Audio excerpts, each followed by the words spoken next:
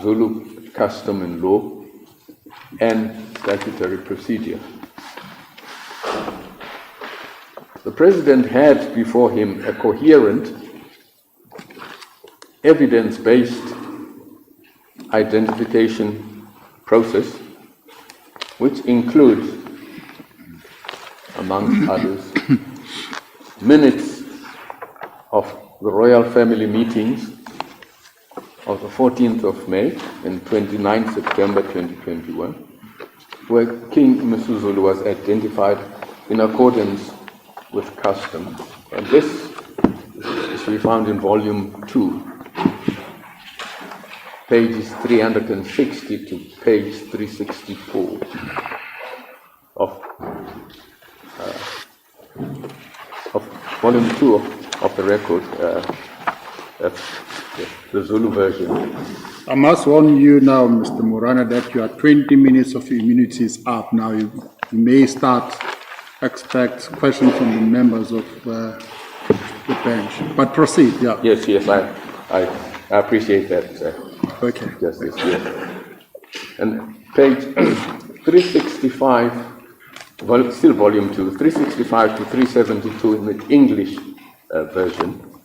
And, volume 6, pages 1116 to 1122, the English version. A resolution of the royal family meeting on 29th of September 2021, which reaffirmed the 14 May 2021 decision and clarified its consistency with custom. This is to be found in volume 4, page 735 to 736. But what about the contention that those that were there in that meeting of the 14th of May were not members of the royal family? Some key members of the royal family were not invited to that meeting. That's a contention that is put forward by the respondents. Well, Justice Zondi, there are those allegations. Yes. But we know for a fact that Princess Thembi Zulu was invited. She declined. And then Prince Mbonisi was invited. About 3 people were invited but declined. Not only that, Justice Zondi, but one of the litigants in this court, firstly, was aware of the meeting. I'm referring to Prince Simagate. He wrote a letter and asked that that letter be read at that meeting. He knew that this was a meeting at which the successor to the deceased king was to be identified. He knew that. And he says that in the letter. But Mr. Morani, there seem to be various interpretations of that letter. Yes. And they're there in the record. That's one of the problems. I think there are 2 or 3 interpretations of that letter in the record. One interpretation, he says, I'm not interested. The other interpretation, he says, but if I am nominated, I'm interested. Yes, but the point I'm making at this stage, Justice Nichols, is that he knew what the meeting was about. Yes, certainly. And the meeting was about choosing a successor to King Zwelithini. He knew that. There can be no doubt about that. He was invited to the meeting, but instead of attending the meeting, he decided to write a letter. And in that letter, he says, I'll paraphrase, Maybe let's go to, because I think that it's a very critical document for the purpose of this case. There are so many, well, it has been referred in various pages in the record, but there's one that I'm interested in, is 745, where there's a reference to it.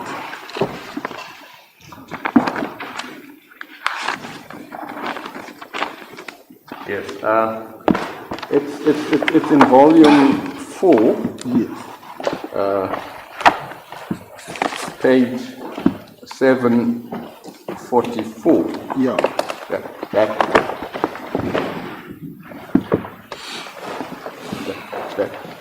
That is the original.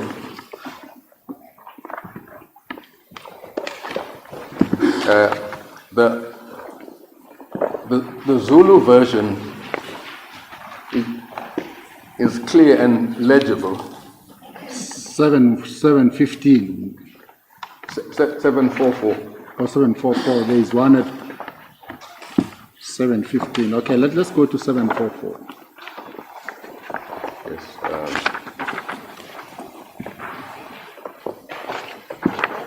Yes, it's exactly the same. Yes, yes. That's why I'm saying that there were. Yes.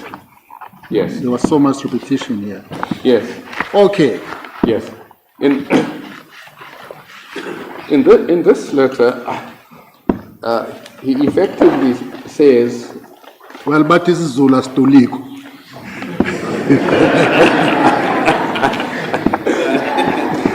Okay, all right, but yeah. I kunjala stoli. Okay. Yes, but unfortunately for those who are not conversant with the Zulu language, we'll have to toliga it. Yes. This is a very respectful letter. Yes. It's written in very respectful language. I mean, he greets the prince of Pindangene, and he requests that the prince should read this statement publicly as it is written. As, in other words, he should read it as it's written. And then he says he hears that his name has been mentioned, that he, Smagade Jackson Zulu, wants the position of the king. He is very happy when he sees the prince on television saying himself that he, that is Prince Misuzulu, never said that he wants this position, and he confirms that. And he can also confirm that he has never said or told anybody that he wants this position. He hears that there are certain rumors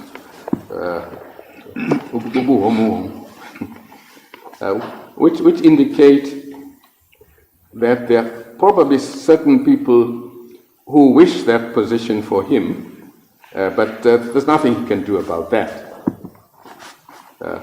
He wants to make clear that his aunt, the Princess Ndlovu, we know that is Tembi, together with the Prince Wasekwezi, they warned or advised us, being the children of the king, that if the monarch or the king or the great wife raises or mentions the name of any one of them,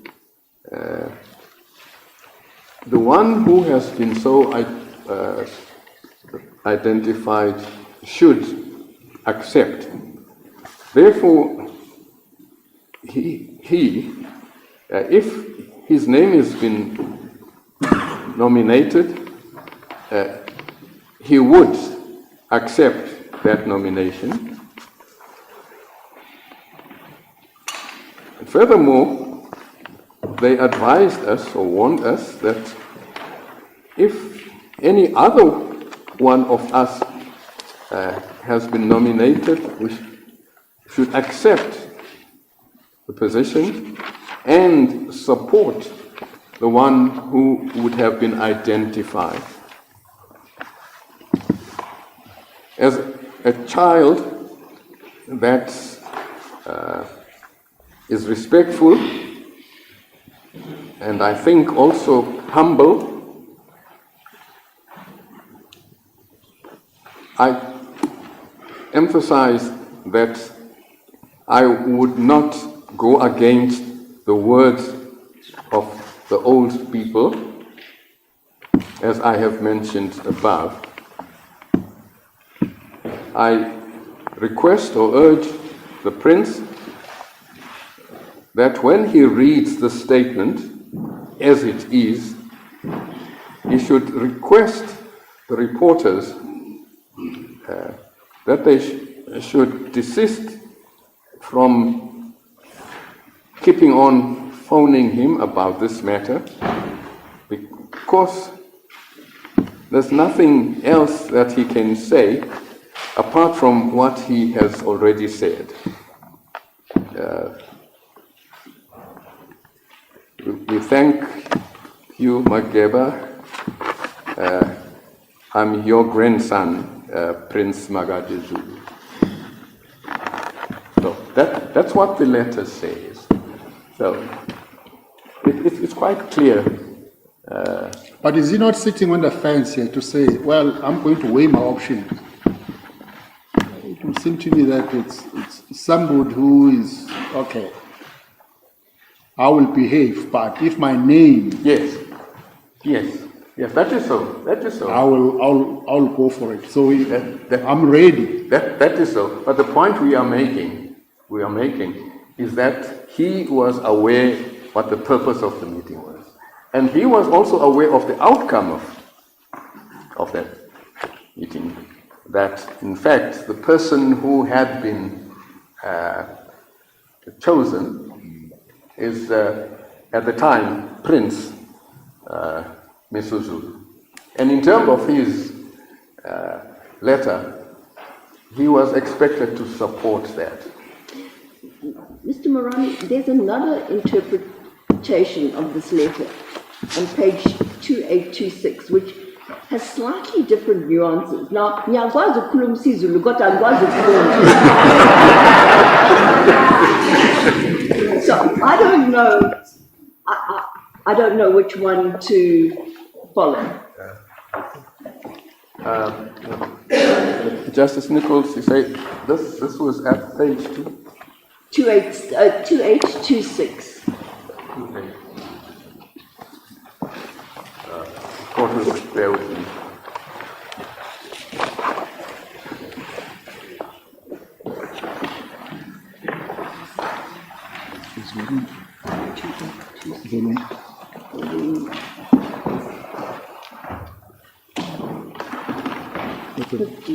Volume 15. Volume 15. Yeah.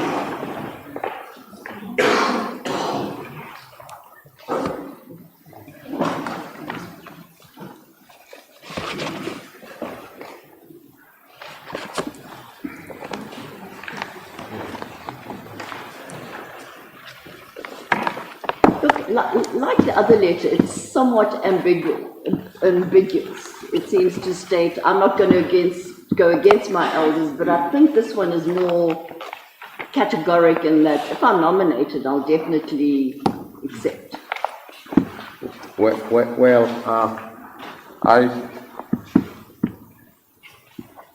But it is a different translation from the one that is available on 745. Well, I tried my best, Justice Nichols, to interpret it as I was making my submissions.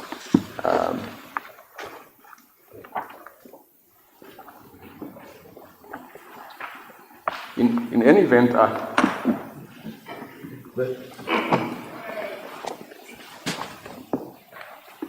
the points I'm making, I've already made the point that he was aware of the purpose of the meeting. So there can be no doubt about that. Although there are now attempts to sort of distance certain parties from the purpose of the meeting and the objectives of the meeting, and also what exactly happened at that meeting. So your point is essentially that he was aware of the meeting. Yes. He knew that it was going to be to identify Yes. the king. Yes. Or the potential king. That is so. And he chose to stay away. That is so. Not only stay away, but also say that whoever is chosen, our elders have told us to support that person. But now, instead of supporting that person, he subsequently wants to be king himself. So that is a factor. And responding to one of Justice Nichols' questions, they actually don't say who should have been there and was not there. And our submission is that this was a lawfully constituted meeting, and people who should have been there were there, and the purpose of the meeting was legitimate, and that meeting came with a result which should have been supported by other members of the royal family. If I can just return to my argument. Yes. Sure.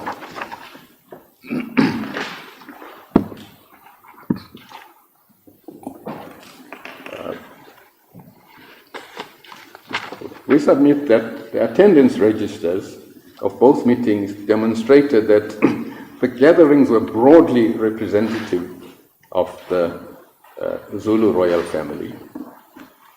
And there was a signed confirmation from Prince Buthelezi, and this appears in volume 3, pages. Sorry to disturb you, Mr. Murali. Who called that meeting? Because, well, number one, who called it? The person who called it, did he have authority to do so? Yes. Who within the royal family, if meetings are to be held, who is responsible for calling the meeting? Because I'm not sure if there is a particular individual that had been identified that if we are going to have a meeting, Yes. so and so is responsible for doing that, and we are not going to attend any meeting that is called by somebody else other than the person that we have identified. Yes. Well, I know Princess Tembi at some stage, in declining to attend, said she was not going to attend meetings in kitchens or something to that effect. But our submission is that since time immemorial, meetings of the royal family were called by Prince Mangosuthu Buthelezi. and he was entitled to that. And that's another finding by Justice Madondo. So he was calling that meeting in his capacity as the prime minister, the traditional prime minister, and in his capacity as the prince, because he's part of the family. Yes. Yes. And not only that, but as a precedent, he had been calling such meetings in the past. And we have been involved with the family for 6 decades. That is correct. That is correct. At volume 19, page 3792, the answering affidavit of Prince Buthelezi to Prince Mbonisi's application in the High Court. The heading is, I call meetings of the Zulu Royal House. And paragraph 54, in terms of Zulu customs and traditions, the role of Prime Minister Undunankulu of the Zulu nation from time immemorial has always been to convene meetings of the royal family to discuss matters pertaining to the royal house, royal family, usually on the instruction of the reigning king. And in the absence of any such king, I'm entitled to call such meetings of my own accord as and when the need arises. During my tenure as Prime Minister, there has never been an instance in which a meeting of the royal family has been called by any person other than me, either doing so on my own accord or in the instruction of the reigning king. Mr. Morani, was there not some debate about this affidavit being struck out because it was unsigned? If you could just tell me exactly what the status of this affidavit is at present. Well,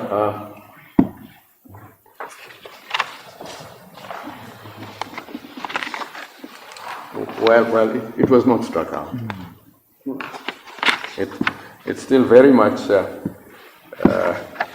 evidence on which the court can make its findings. Was it ever signed? I beg you. Was it ever signed?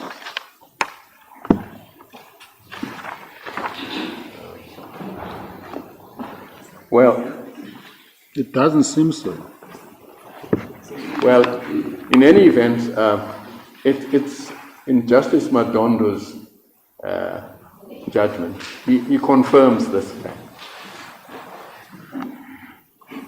It confirms what? I beg you. I didn't hear you. I'm sorry. Justice Madondo's judgment, he confirms?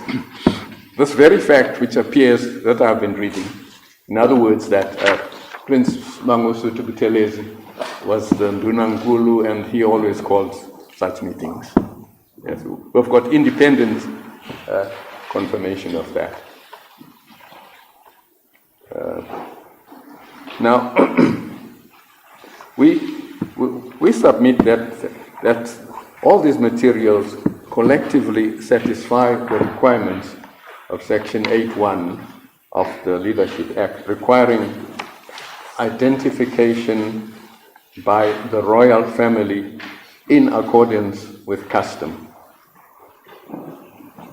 And also Section 8 of Section 3A of the Leadership Act, authorizing the President to act on such an identification.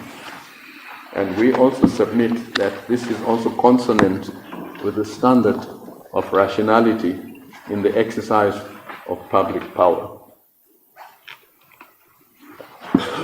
We submit that on this independent basis, therefore, the President's recognition decision is legally unassailable. We further submit that it's worth stressing that the President's decision was not made hastily or on partial information. He had before him not only the record of the royal family's decision, but also the Premier's written confirmation that the royal family had met and reached consensus alongside dissenting views. The President also had before him a letter dated 5th of August 2021 from the Premier of KwaZulu-Natal, and this appears in Volume 3, page 578, 579, which confirmed that the royal family had met and nominated His Majesty King Misuzulu, and that there was a factional objection led by Princess Thembi and Prince Magade. This letter was referred to in the minister's letter to the President, dated 16 March 2022, and this appears in Volume 13, page 2568, 2572. Yeah. Would that letter, Mr. Magani, constitute consultation as set out in the act? It seems to me that Section 8 requires consultation with the Minister and the Premier. And it appears to me that there is a bit of a contention that there was no consultation with the Premier. Well, we deal with this later, but our submission is that there was consultation. The mode or the modus of consultation is not prescribed, but once the President asked the Minister to confer with the Premier, that, in our submission, is his way of consulting.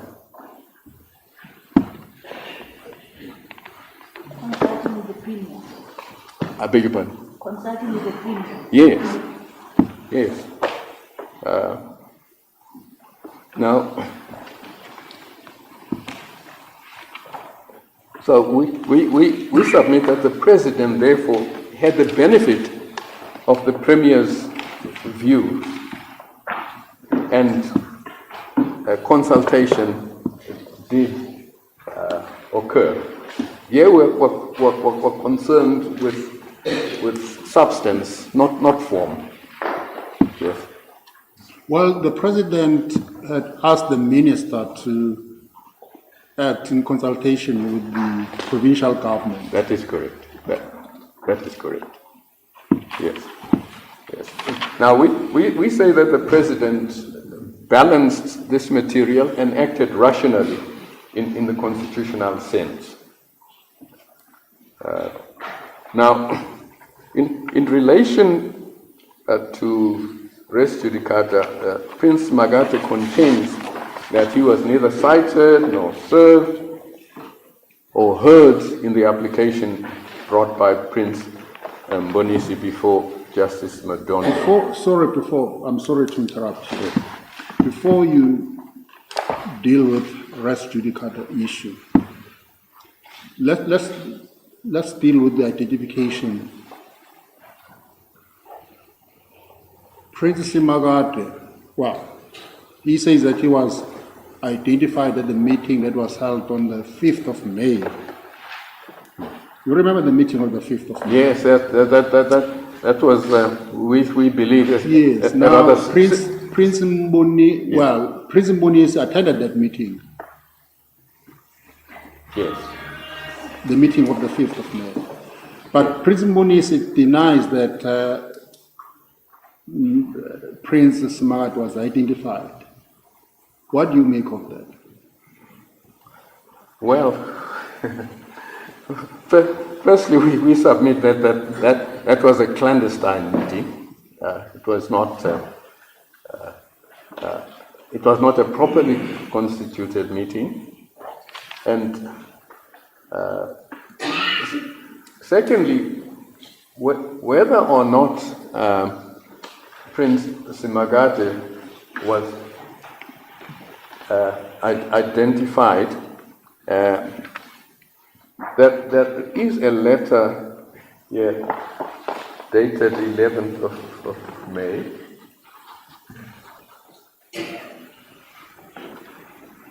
Yes.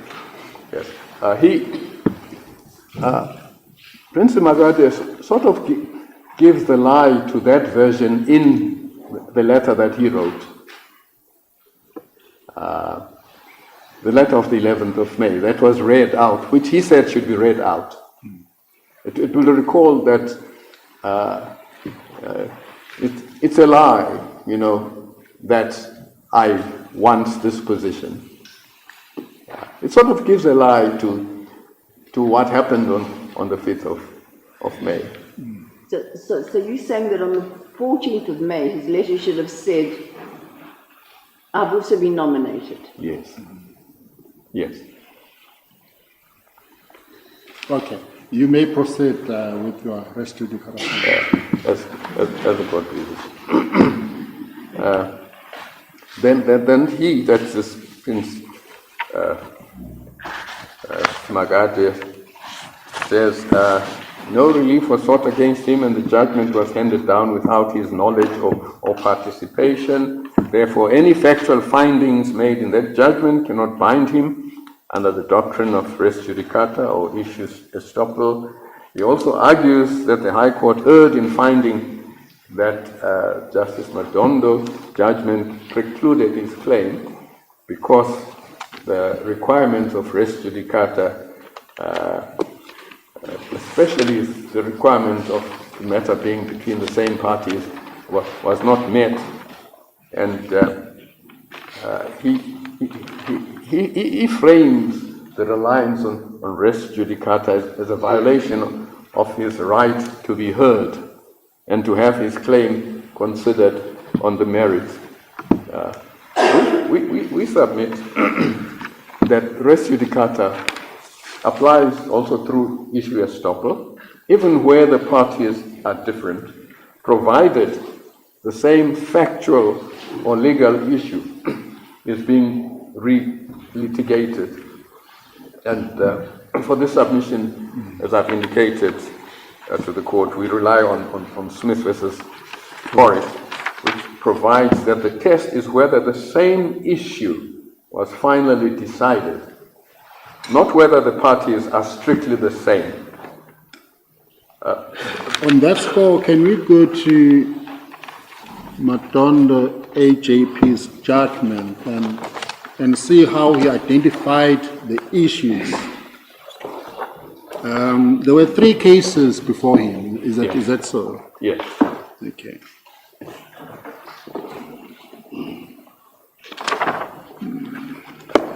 Which particular paragraph, Justice? I just want to, you're right. We have already referred to his judgment at page 127 of the record.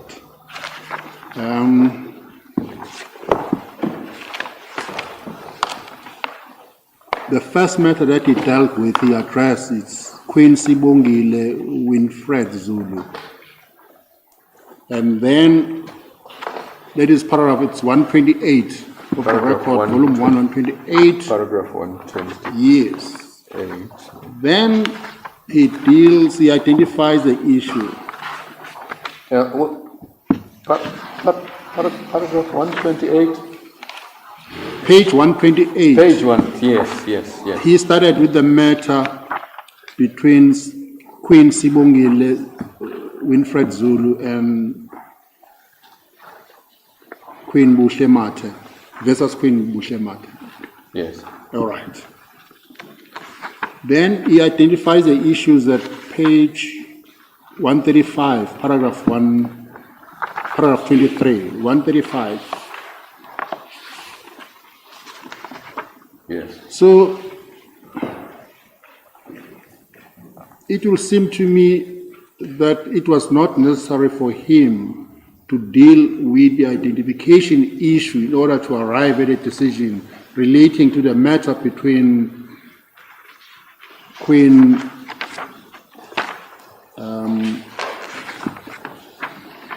Sibongile Zulu and Queen Bushemate. So he doesn't say the issue here. It's about it's whether Prince Misuzulu was correctly identified. Let's go to, and then it deals with the second matter at page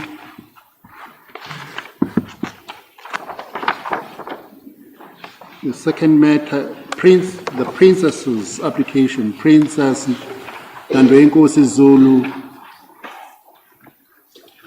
It's page 142. And then there at 146, page 146, he identifies the issues. He says, number B, it's paragraph 56, number B.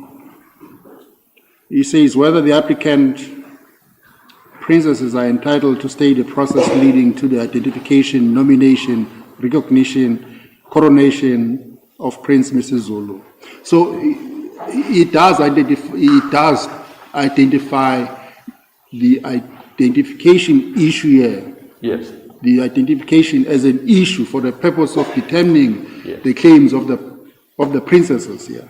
That is so. Then let's go to the third case, with the third matter that was before him.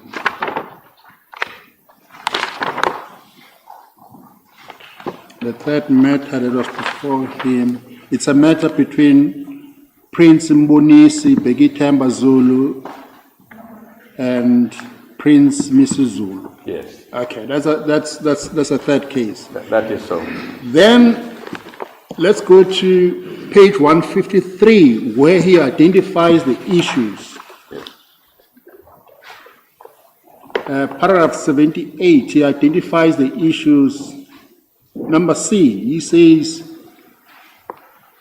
the issues whether Prince Misuzulu was legitimately and appropriately identified and nominated as the successor to the late Isilo. Yes. So at least in two of the matters that were before him, Yes. the issue of identification was squarely before him, and he had to decide that issue in order to arrive at his conclusion. Absolutely. Okay. Absolutely. Yes. So to that extent, one may argue that it was not necessary for a subsequent court to revisit the issue because it's an issue that was addressed by Madondo AJP Yes. in two of the matters that were before him. That is so. That is so. But what about the fact that Prince Simagati says, well, I was not part of the proceedings in those matters? Well, he might not have been part, but he signed a confirmatory affidavit. I was looking for that confirmatory affidavit. I believe- Did he sign a confirmatory affidavit? Yes. Because that is what Judge Davis said in his judgment, that he had signed, but there was no reference to the relevant page.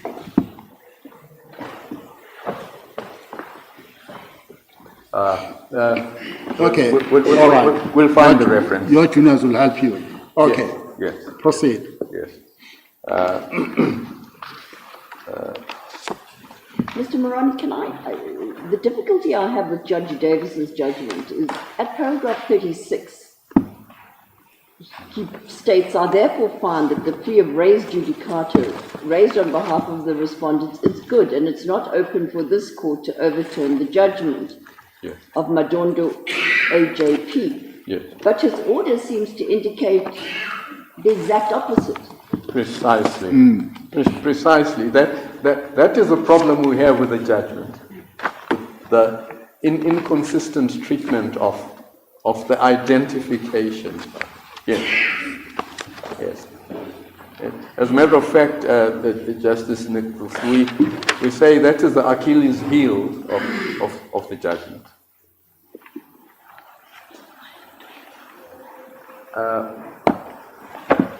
With regard to the issue that was raised as to whether or not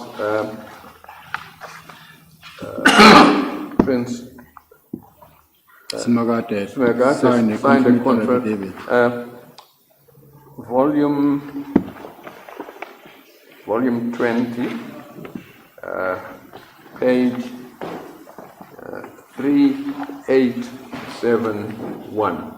3871. Yes. Yes. Yeah, he says I'm a major male and he gives his identity number, and I'm related to the late Cyril, His Majesty, and as such, I'm a beneficiary to his last will and testament, which is a subject matter in this application, and a member of the royal family. I've read the founding affidavit, etc., and I've seen the report of the handwriting experts, which concludes that the signature on aforesaid will is not that. I fully support the relief sought in Part A of the Notice of Motion as amended. To that end, I consent to the orders paid. So he did sign a confirmatory. So what page are you reading from, Mr. Moran? I beg 3871. Okay. So, Yes. Yes. 3871. yes. Yes.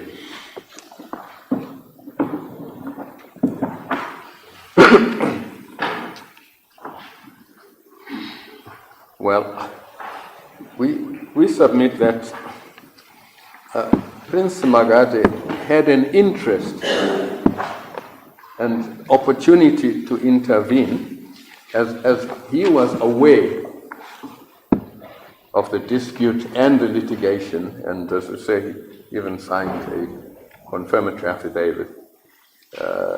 If he had a legitimate claim, he could and should have applied to intervene.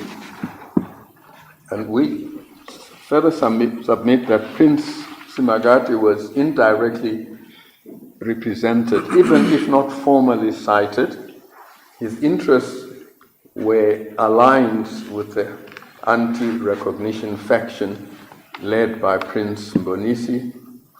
The litigation raised the same core challenges now being pursued by Prince Simagati. And the finding on the lawfulness of the identification process, we submit, was central to the disposition of the interim relief. It's not merely academic. Well, regardless of whether Prince Simagati views the judgment as binding, the President was entitled to rely on the judgment as binding and in force. We refer in this regard to matter of Coty versus the Registrar, to the effect that decisions not under appeal or interdict are operative and they may be acted upon. It is also true that the Constitutional Court in Mulauzi has recognized that the res judicata principle can be relaxed in circumstances where the relaxation of the principle may be done, in rare and exceptional circumstances where there is no alternative effective remedy. However, we submit that Simagade was not without a remedy. He hasn't told the court that the rescission did not apply. And if Prince Simagade believed that the judgment of Justice Madondo was handed down in error or without procedural fairness, he could have sought a rescission under Rule 42.1 or common law rescission principles. He did not pursue this route, and he cannot bypass that by launching a collateral review and ignore. Well, Mr. Murana, could he have challenged that? Well, could he have been able to seek rescission under Rule 42 in view of the fact that he was not a part of that judgment? Yes, yes. I mean, if the judgment is arrived at in error, for instance, etc., and he's able to establish an interest, I see no reason why he couldn't. Well, on the assumption that he had applied for intervention, or I beg your pardon. on the assumption that he would have applied for intervention, if he had sought leave from the court to intervene. Yes, that was one of the things which he could have done. Okay. Yes. Now, the next heading is that the recognition decision was lawful. We submit that the President acted within the four corners of the law and in strict compliance with Section 8, subsection 3 of the Act. And that decision was informed by, firstly, the resolution of the royal family from its 14 May decision and 29 September meetings, and the authoritative judgment of Justice Madondo. And we submit that the President had no discretion under Section 8, subsection 4 of the Act, because no proper allegation, we submit, or dispute had been lodged. We submit that the section is not properly triggered. And we submit that the President, Justice Patwane, consulted with the Minister as required and recognized King Misuzulu only after the High Court had confirmed the validity of the identification. He thus acted consistently with both the law and custom. But do you accept that Prince Semakadi could not have brought a review of the President's decision until the President actually made the decision? Yes. That is the President's decision. That is correct. That is correct. But if he wanted to upset Justice Madondo's decision, then he could have pursued a different route.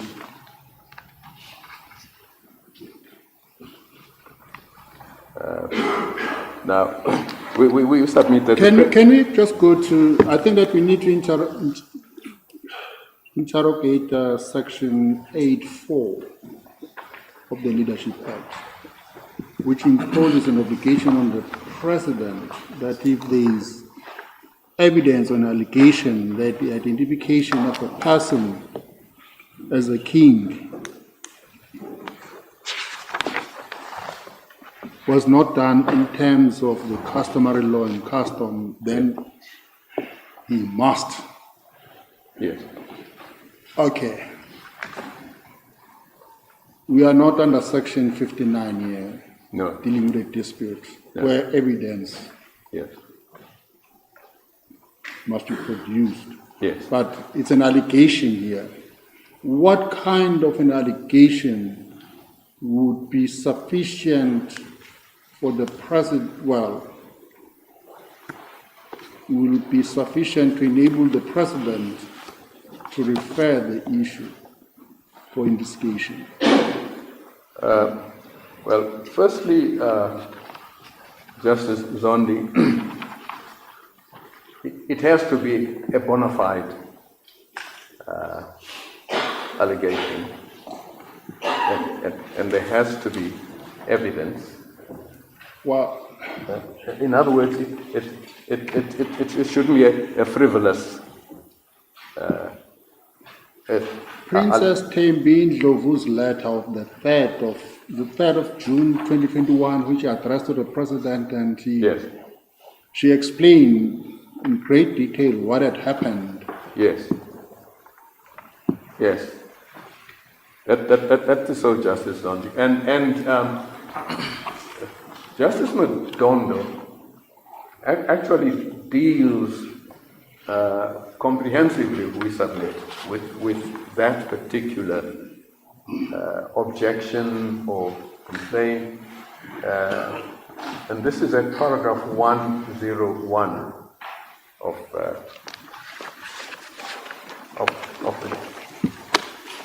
the judgment. And we are also relying on a decided case. Sorry, paragraph 101.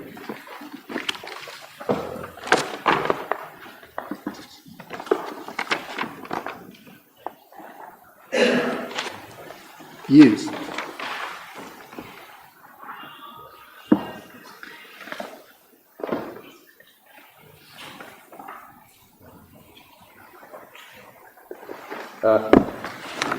I think it bears an analysis, Justice. Well, I see it's 11:05. Well, it's about 7 minutes past 11 now. Yes. Should we take an adjournment now until 25 past? Yeah, The court will adjourn until 25 past 11. Thank you. that's the court. Yes.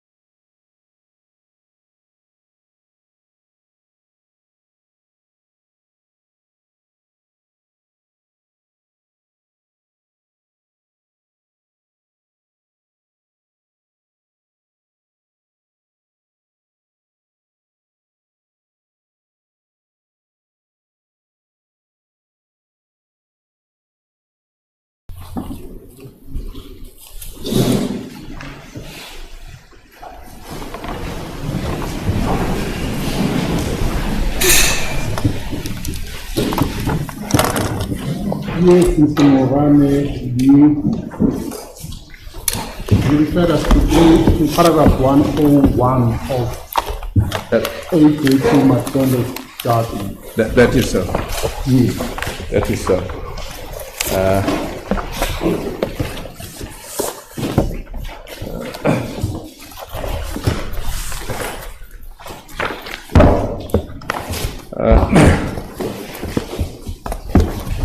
Now, according to Justice Madondo in this paragraph, there's no genuine dispute as the customary law and customs, the rightful heir to the princesses. The applicant prince neither in their founding affidavit nor in their supplementary and replying affidavits have made any assertion that the appointment of Prince Misuzulu was not in accordance with Zulu customary law and tradition. The letter that Princess Thembi Ndlovu addressed to the President, stating that there was a disagreement in the Zulu royal family as to who should succeed to the throne between Prince Misuzulu and Prince Magade, did not comply with the provisions of Section 8, subsection 4 of the Leadership Act. The President should act when there is evidence or an allegation that the identification of a person as a king or queen was not done in accordance with customary law and customs. No such evidence or allegation has been brought to the notice of the President in this regard. The letter of Princess Thembi Ndlovu lacked the necessary allegation that Prince Misuzulu, who was identified by the royal family, had not been identified in accordance with Zulu customary law and traditions, and that Prince Magade has a better right or entitlement to succeed to the throne. More so, it is common cause that Prince Magade declined the nomination. As a result, he is not a contender. Even if he purported to accept the nomination, he could not have legitimately been identified, as he does not qualify in terms of Zulu customary law and customs. Prince Magade's purported identification was accordingly doomed. The applicant has therefore failed to make out a case that there is a dispute about the successor to the throne on the basis of which the President or the Premier may investigate or refer the matter back to the Zulu royal family for consideration and resolution. And this is what the President relied upon. Now,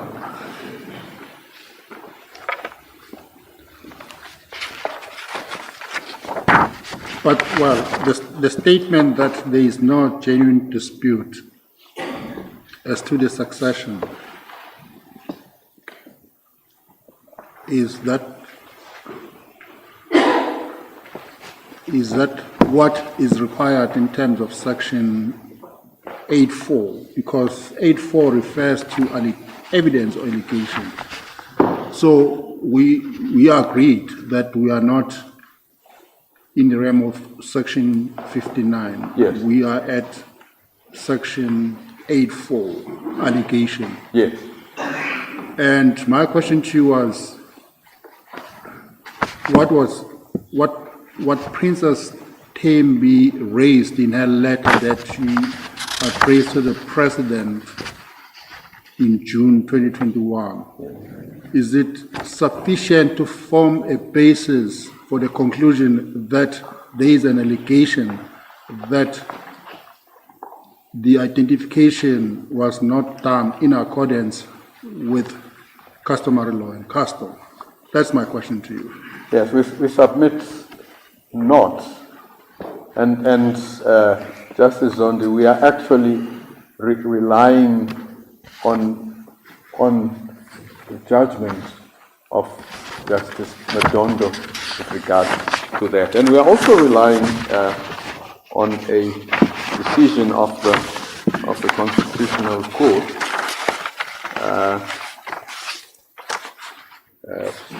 It's the case of Chief Abetendi Rachivumo Rambuda and others. This is Chibvumo royal family and others. This is Chibvumo royal family and others at 2024 ZACC 15, which held that the Premier in that matter had to satisfy himself that the evidence or an allegation of non-compliance with customary law in the identification of the person before was not frivolously advanced, before referring the dispute to the relevant bodies in terms of the Limpopo Traditional Leadership Act, which we submit echoes the act with which we are dealing here. But that act doesn't, the wording of that act doesn't say he may, the Premier may, as opposed to must. I think that it does make a huge difference, the use of must and may. But with respect, Justice Zondi, it doesn't alter the principle that it should not be a frivolous allegation. It should be a bona fide allegation, and it should also refer to the identification in terms of customary law. To that extent, we submit that case is authority in this case also. So let me see if I understand your submission, Mr. Morano. Your submission is that Princess Thembi's letter in which she catalogued a number of irregularities. Those allegations were frivolous, to use your language. I'm not sure if my understanding of your submission is correct.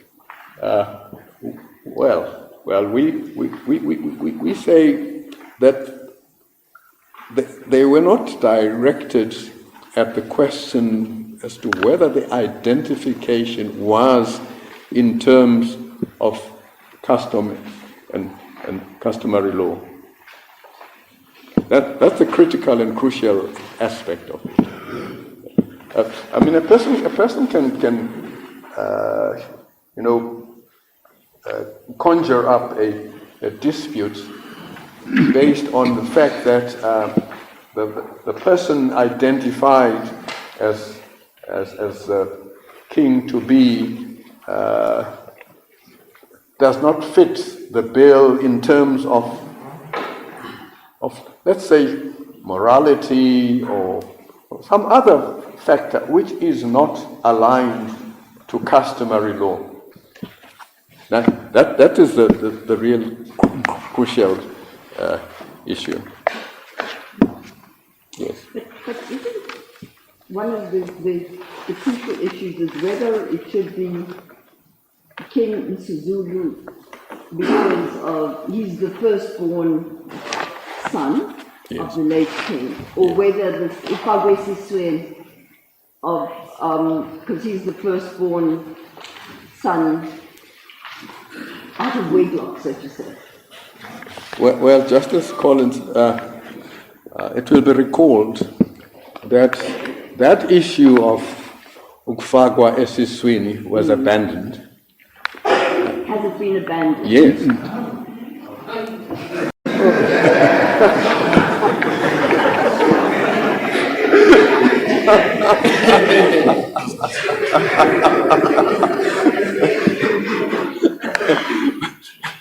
Well, I think that Mr. Moran is still a live issue because he relied on two experts, Professor Mngomezulu and the Temba Mapalala. Well, there's Professor Mngomezulu who does say something about this custom or this of Ufaga Esiswini and Zimande, Temba and Zimande. These are the authorities upon which he relies for the contention that as a person was inserted, he he's entitled to succeed to the throne? Well, in my recollection, Justice Zondi and Justice Nichols, I do not believe that Princess Tembi's letter dealt with that particular issue. Let's go to that letter. Page 2487. 248. The custom of Ufage Siswen.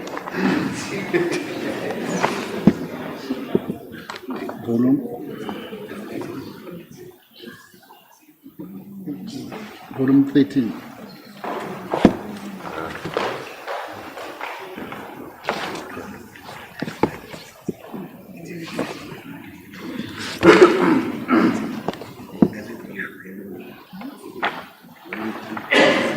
Yes, it's volume 13. At the bottom of the page of 2487, where the heading is custom of Ufage Siswen.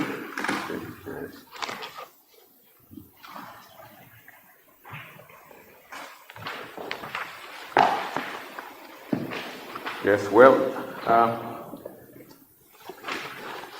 I can put it no higher than that.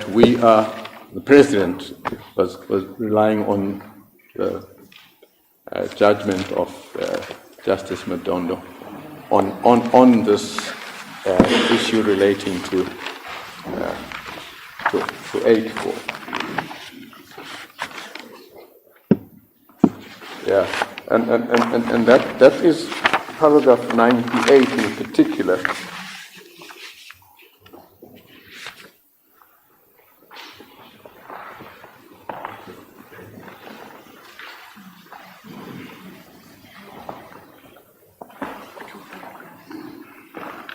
Yes, it's in paragraph 97 and 98 of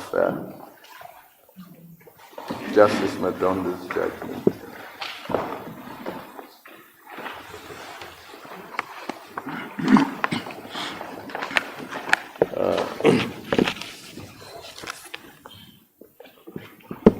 Yes.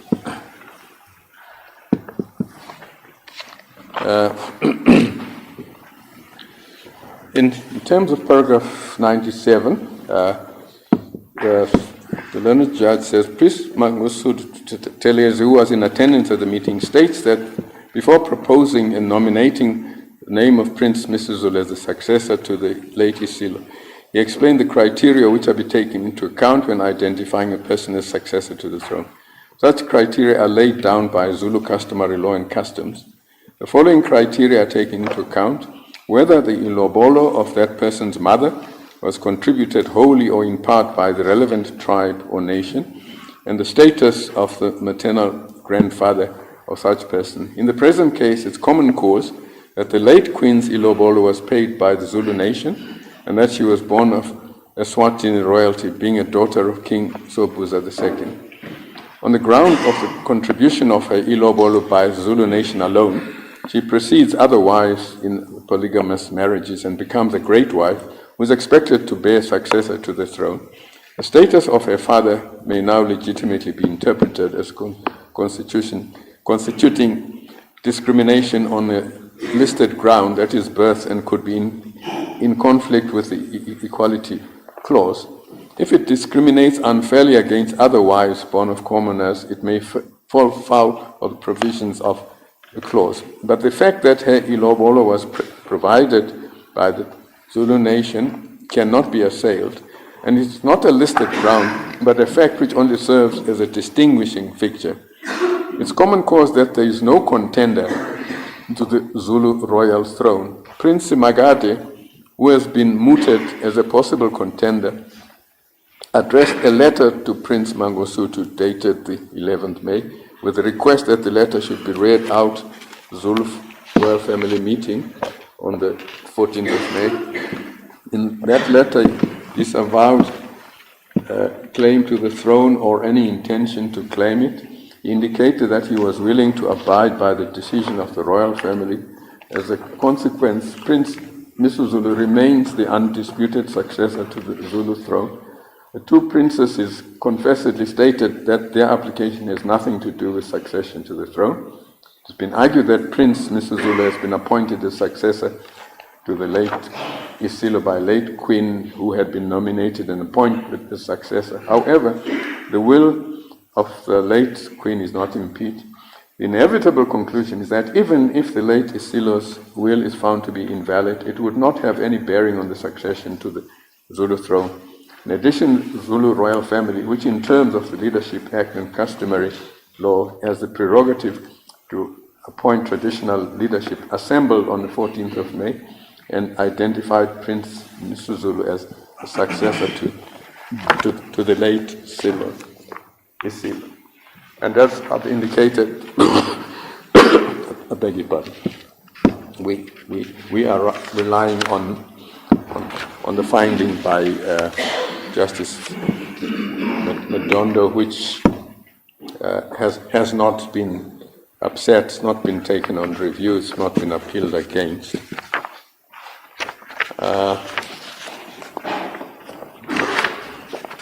Now, as far as the remedy is concerned, we submit that remittal was legally inappropriate. We submit that the High Court erred in remitting the matter for an investigation process under Section 8, subsection 4, when it had already held that the identification itself could not be revisited. This is internally inconsistent and contrary to principles of finality in litigation. That contradiction in the High Court's reasoning is stark. It accepted that the identification could not be revisited due to res judicata, but then remitted the matter for further investigation steps to assess the very same identification. I think Justice Nichols raised that issue. That is an internal incoherence that undermines finality, certainty, and the logic of administrative remedies. There was thus no basis to order the remittal, as that was the end of the inquiry, as the list between the parties is no longer alive. Then we refer to the case of Fusion Properties. This is Stellenbosch Municipality, 2010 Zaska 74. This court emphasized that remedies must be tied to a legal entitlement, not a grievance. And in Mulauz versus S, 2015 ZACC, Constitutional Court warned against exceptionalism in overriding res judicata without clear injustice. None arises here, we submit. There is nothing in this record to signal that rare and exceptional circumstances exist, and that there is no alternative effective remedy to justify the relaxation of the res judicata principle. The case has been heard, decided, and relied upon. Finality must prevail. Then we also refer to the case of Ngwenyama Minerals, 2011, Volume 4, SA 113, Constitutional Court. There the court stressed that remedy must be just and equitable in light of the facts. A remittal based on a non-existent dispute is neither just nor equitable. This is not a case that turns on factual ambiguity. The facts are known, tested in court, and acted upon. President exercises judgment in the face of contestation, not confusion. And to second guess his decision now is to invite uncertainty into a space that requires finality.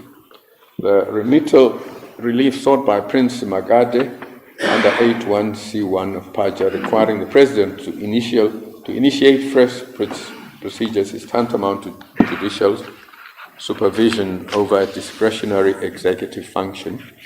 The Constitutional Court has consistently held that such remedies are to be used sparingly and only in cases of of manifest injustice, and we submit that this is not such a case.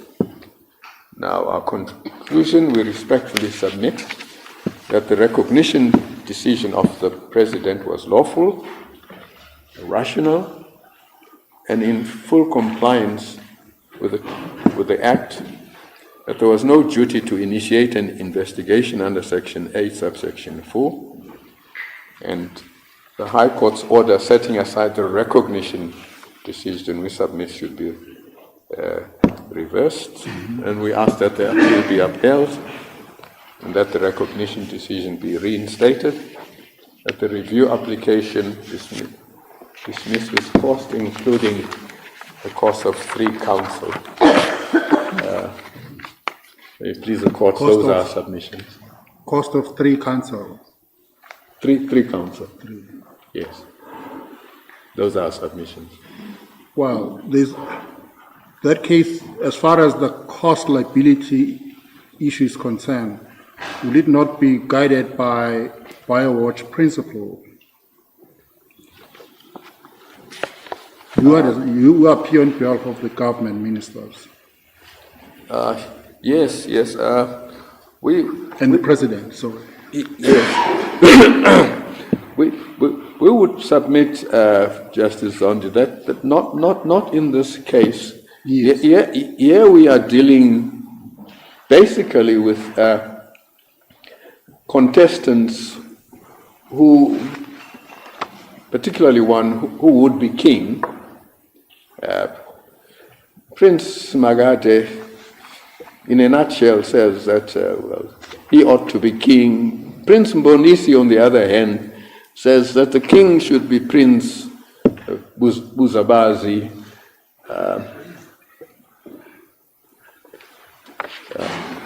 Yes, and we submit that this contestation for kingship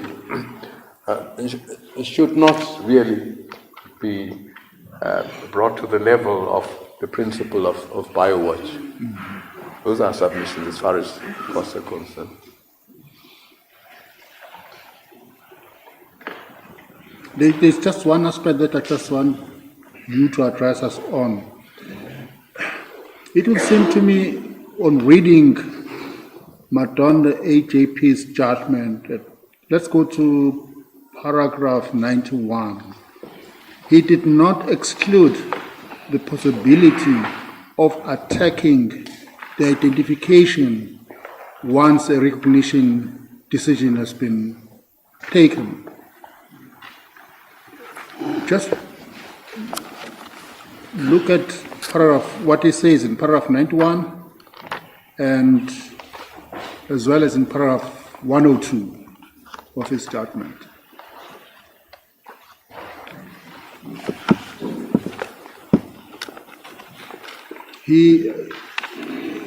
One might say,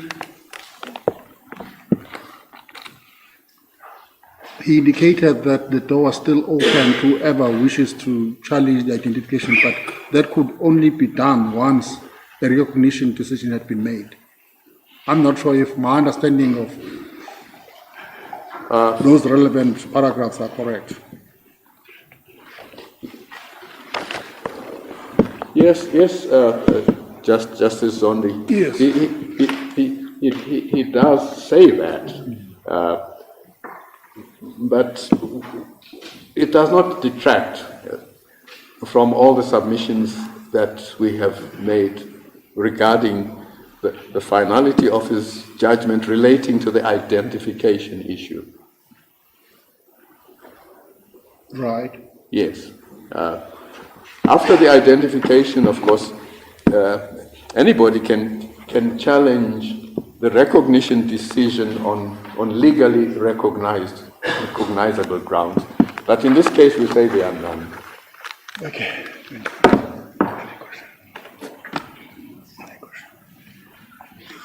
Thank you very much, Mr. Moore. As a court, please.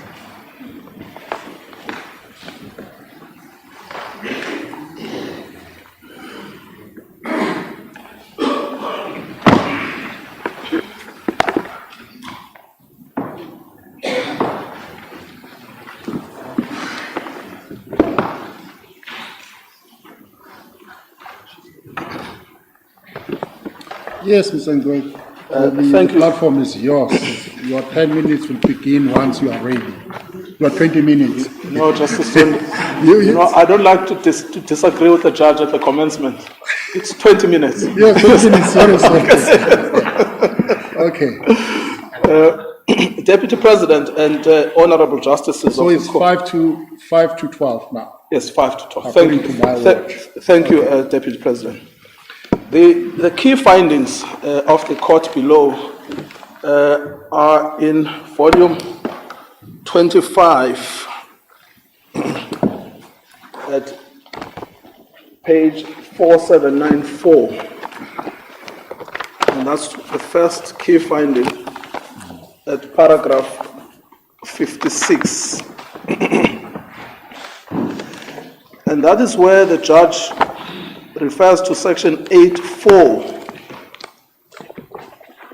and specifically says that that section means that the mere making of an assertion that traditional laws and customs have not been followed is sufficient. The next key finding is at paragraph 60, which is at 4795, the same volume, where he says that the president erred in law in purporting to perform an evaluative function.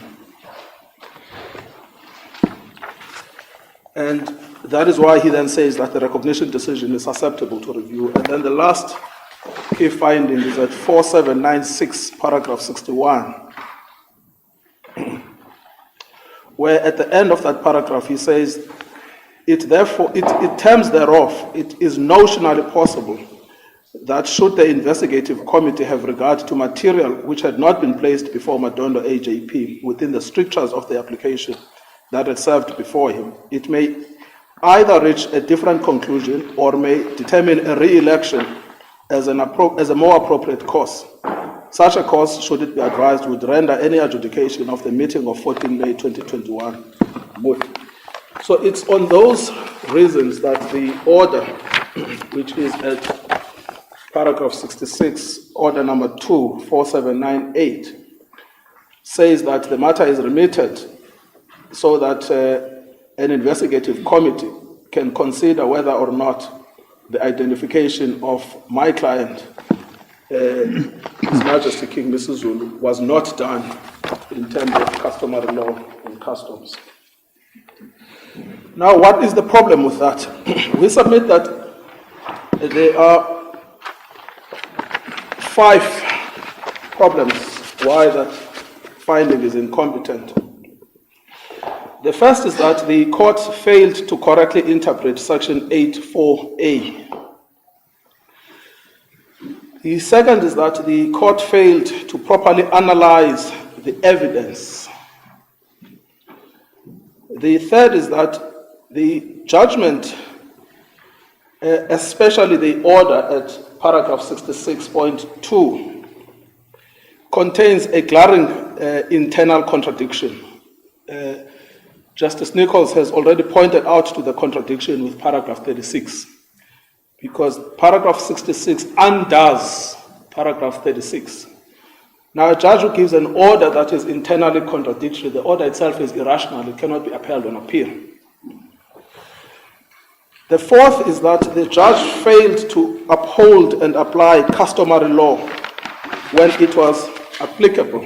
He actually did a secutus or a secular ruling.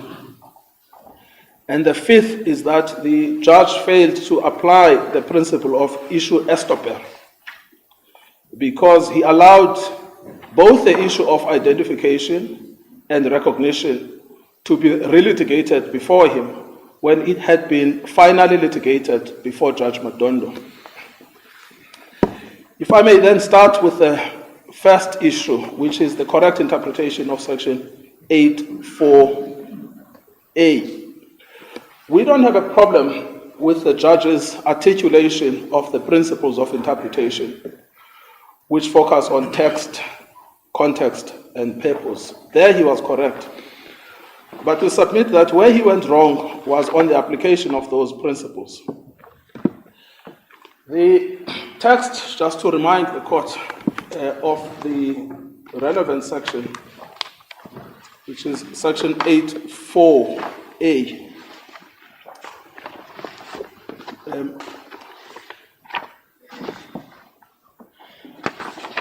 That text says the following, 8.4a. Where there is evidence or an allegation that the identification of a person as a king or queen, and then it goes on, was not done in terms of customary law and customs, the president, as the case may be, must cause an investigation. Now, we have no difficulty with the second part, that the president is obliged to cause an investigation. The problem is the first part. What is the yardstick to trigger the investigation?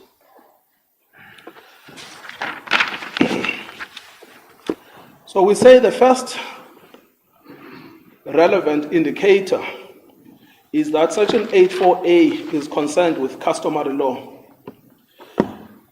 Customary law has its source in the Constitution, particularly at section 211, subsection 1, subsection 2, and subsection 3. Section 211, subsection 1, is the crucial section because it says that the institution, status, and role of traditional leadership, and then it says, according to customary law, are recognized subject to the Constitution. So the traditional leadership institution is an institution that must function according to customary law. What that section illustrates, therefore, is that it is the customary law that is the fulcrum or the prism through which traditional leadership exists, and there is an obligation on our courts, you will find that in section 211, subsection 3, to apply customary law where it is applicable. That informs then the nature of the allegation that is referred to in section 8.4 sub a, which would then trigger the obligation on the president to cause an investigation. And that is an allegation that the identification of the king was not done in accordance with customary law. The first baseline of how to look at section 8.4a has already been decided in the Chivumo case that my learned colleague has referred to, which is that as a baseline, the allegation must not be frivolous. But we say that's not enough. In addition to guarding against frivolity, the allegation must be reasonable and bona fide. And the allegation must identify the custom on which it is relied in order to come to the conclusion that it was not complied with.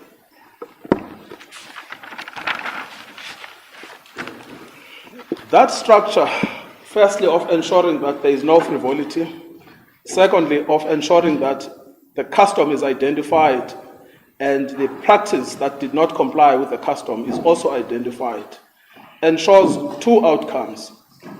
Firstly, it prevents abuse, but also secondly, it gives effect to the centrality of customary law to the structure of traditional leadership. And so what this means is that, contrary to the finding of Davis J., it is not the mere assertion that is required by the Act, but it is an assertion that illustrates the nature of the custom and the respects in which it was not fulfilled. But also it is an allegation that is bona fide and reasonably made. And that would therefore require any court interpreting section 8.4a to first identify the content of the custom. The custom is X.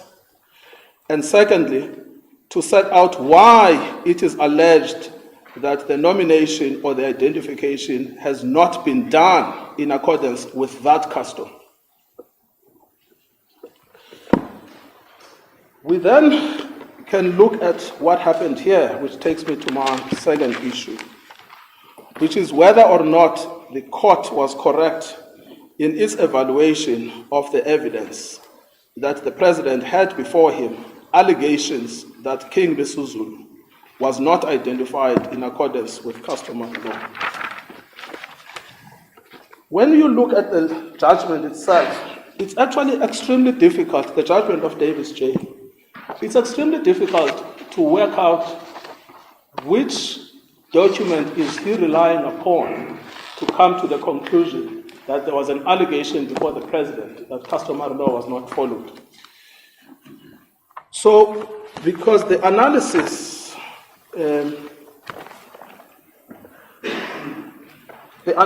of the judge, this is in volume 25. So when you look at the analysis of the judge, it starts at 4787, and there is a heading, the recognition decision. He sets out the facts, but where he has to address the question whether or not there was an allegation that custom was not followed, you will find that at paragraph 56, page 4794. Paragraph 57, 58, 59, 60, 61. Thereafter, he asserts a conclusion. So we are left none the wiser about what is the allegation that he is relying upon. We then have to go back and say, well, maybe he is talking about his narration of the facts, but nowhere does he ever identify the allegation that was before the president, and then assess that allegation by reference to the statute. So the best then we can do is going back to the judgment and trying to figure this out at page 4787, paragraph 39, where there is a reference to the letter of the 3rd of June, 2021. And at page 4788, the judgment says, the president further considered in his affidavit that Princess Thembi had contended that King Misuzulu cannot be recognized, appointed, and be coronated in terms of the constitution, customary law, and both the national and provincial legislation. That you'll find at 4788.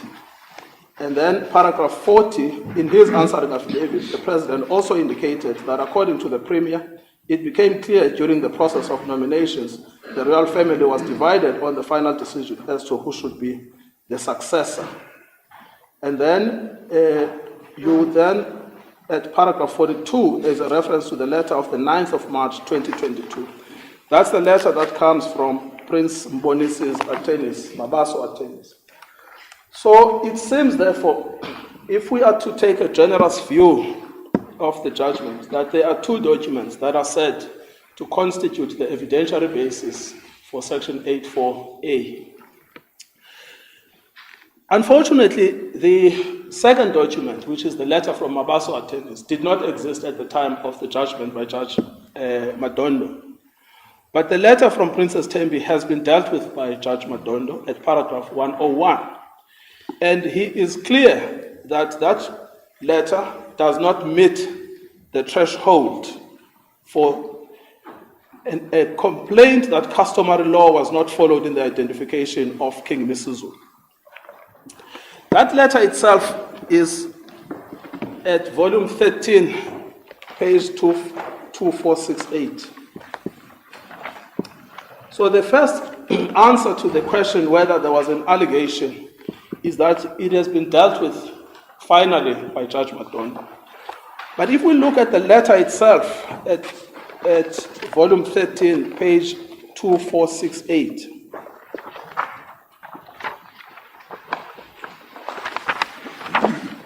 so the actual letter signed by the princess doesn't say anything. The letter is 2468 to 2469. It's the attachment that refers to this alleged allegation. But the problem with that letter is that it's actually very difficult to pinpoint an allegation that says that King Misuzulu was not identified in accordance with custom. Nowhere does it specify the process that must be followed under Zulu customary law for the identification of a king. And nowhere does it say the following steps were not fulfilled in the context of the identification of King Misuzulu as a king of the Zulu. The first time, after, there's quite a lot of things that are being said in the letter. The complaint about the will, and the complaint about whether or not the late king, King Zwelithini, was correct in identifying Queen Mantombi as regent. But the question that must be answered by Section 8.4a is whether the identification of the reigning monarch of the Zulu, King Misuzulu, was not done in accordance with customary law. The first references we get there is at page 2508 and 2509. But we need to look closely at what is being said. At page 2508, paragraph 10.16, this is what is being said. In a bid to salvage his case, Prince Buthelezi called a meeting scheduled for the 14th of May, purportedly at the behest of the matriarch of the royal family. In terms of the court papers reported on at page 5 of Isolezwe, dated 23 May 2021, Prince Buthelezi is reported to have said, on the 14th of May, the royal family met and unanimously decided that Prince Misuzulu ascend to the throne as the king of the Zulu nation. It is vehemently disputed that this meeting could have salvaged Prince Buthelezi's case, given the fact that this meeting was called under false pretense and it was intended for the ironing out of differences between Prince Buthelezi and Prince Mbonisi and Princess Thembi on the other. And then it goes on about the false pretense. Then it says, but instead throws Prince Mbonisi and Princess Thembi into the deep end by drafting them into the agenda to acknowledge the nomination and ascendance of Prince Misuzulu without their knowledge and consent. Then it talks about the agenda. And then further, it is appropriate to record that princes and princesses born of His Majesty were invited to the meeting under false pretenses. So far, there is no identification of the custom of the Zulu on the succession of the king. And there is no identification of the manner in which that custom was not complied with. Then we look at page 2509. We also get a conclusory statement at paragraph 10.17. Having regard to the aforegoing, it follows that at no stage was Prince Misuzulu identified and or nominated and accepted by the royal family for the purposes of being recognized and appointed as the one to ascend to the throne for the following reasons. They talk about the 7th of May meeting, the 14th of May meeting, and then they say it is vehemently averred that having regard to the preceding paragraph, Prince Misuzulu cannot be recognized, appointed, and coronated in terms of the Constitution, customary law, and both the national and provincial legislatures. It is vehemently averred that the decision to identify the king rests with the family in terms of the Constitution, customary law, and both the national and provincial legislations. So this is the full extent of what you will get the references to custom. There is no allegation that the identification of King Misuzulu was not done in accordance with customary law. In fact, there is not even an attempt to set out the content of customary law. The president had this letter. He says he had. In fact, the president addresses this issue at volume 6. And again, it's important to look closely at what he says. At volume 6, page 1020. So at volume 6, 1020, the president responds to this. He never says that this letter constituted an allegation that the identification of King Misuzulu was not done in accordance with customary law. He says in the middle of the paragraph, the upshot of this letter is that it notes that Prince Misuzulu was never identified and nominated and accepted by the royal family for purposes of being recognized and appointed as the one to ascend to the throne. Now we have to draw a distinction between the role of the royal family, which is a statutory role, and the custom of identifying a king, which is a pure customary practice. The two seem to have been conflated. The insertion of the royal family into the identification is a statutory requirement, which we accept must be fulfilled. But it is not a customary requirement. The custom is clear. It's set out in various paragraphs. All right, I must warn you that your 20 minutes is... Yes, this is, it came at the But right you may time. proceed, yes. It came at the You right are no time. longer under protection now. Yes, yes, thank you, Justice Stone. Yeah. So, just to close this part, Yes. there is a distinction between the statutory requirement that the royal family must be involved. That is all contained in the Poison Act. But the succession in this case is in accordance with custom. What is the custom? The custom is set out in various paragraphs, but most importantly, it is contained in the affidavit of Prince Buthelezi. Now, I am not talking about the unsigned affidavit. I'm talking about the signed affidavit, which was filed in opposition to the interim interdict. That you will find at volume 10. At volume 10, page...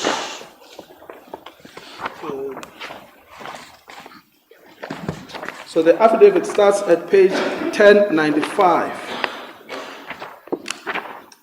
But he then sets out what the custom is.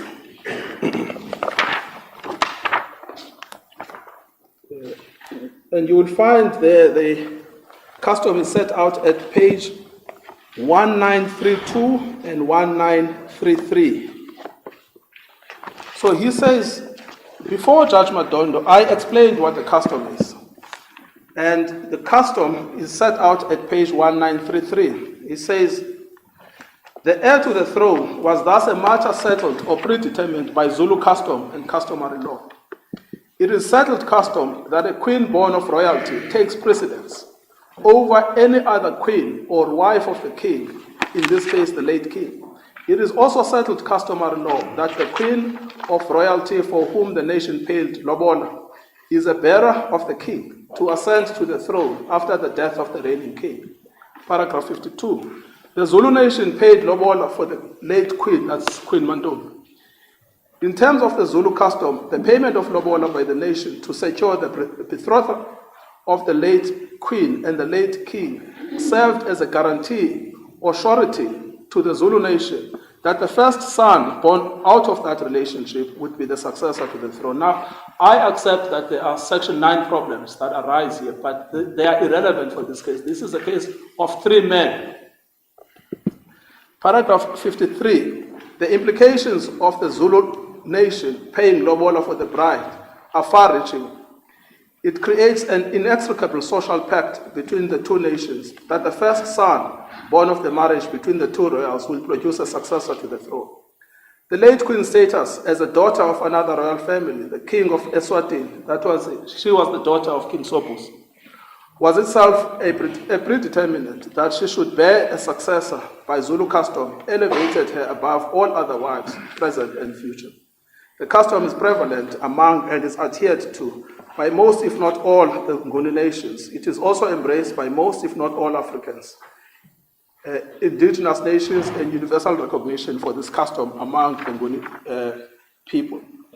Now, this custom has actually never been disputed in this case. Even the allegation about ukufakwa proceeds on the assumption that this is the correct custom. It is an issue of seniority within the custom that is accepted. But even if it was disputed, we were the respondents in the court below. And on +1 evidence, our version of the custom, supported by Prince Buthelezi, who has been around since 1968 for 50 years, would have been accepted as the correct rendition of custom. Now, of course, it is true that there was this meeting of the 5th of May, but it is dealt with in this affidavit fully. At page 1936, paragraph 115, it is a secret meeting, but it is also irrelevant in terms of the custom. But it is also contradictory because the one says so-and-so was identified, but the other says they were not identified. But it's dealt with on the papers. What is also dealt with is the question of the composition of the royal family. Okay. Your first problem with that meeting is that it was secret, and then the second one is Well, there is contradiction about what was discussed. Yes. What was discussed? Yeah. Yes, but specifically about the identification, there's contradiction. Yes. But it has no status in customary law, as Prince Buthelezi points out. But it also deals with the question about the composition of the royal family. That you will find at 1923, from paragraph 71, right up to paragraph 88.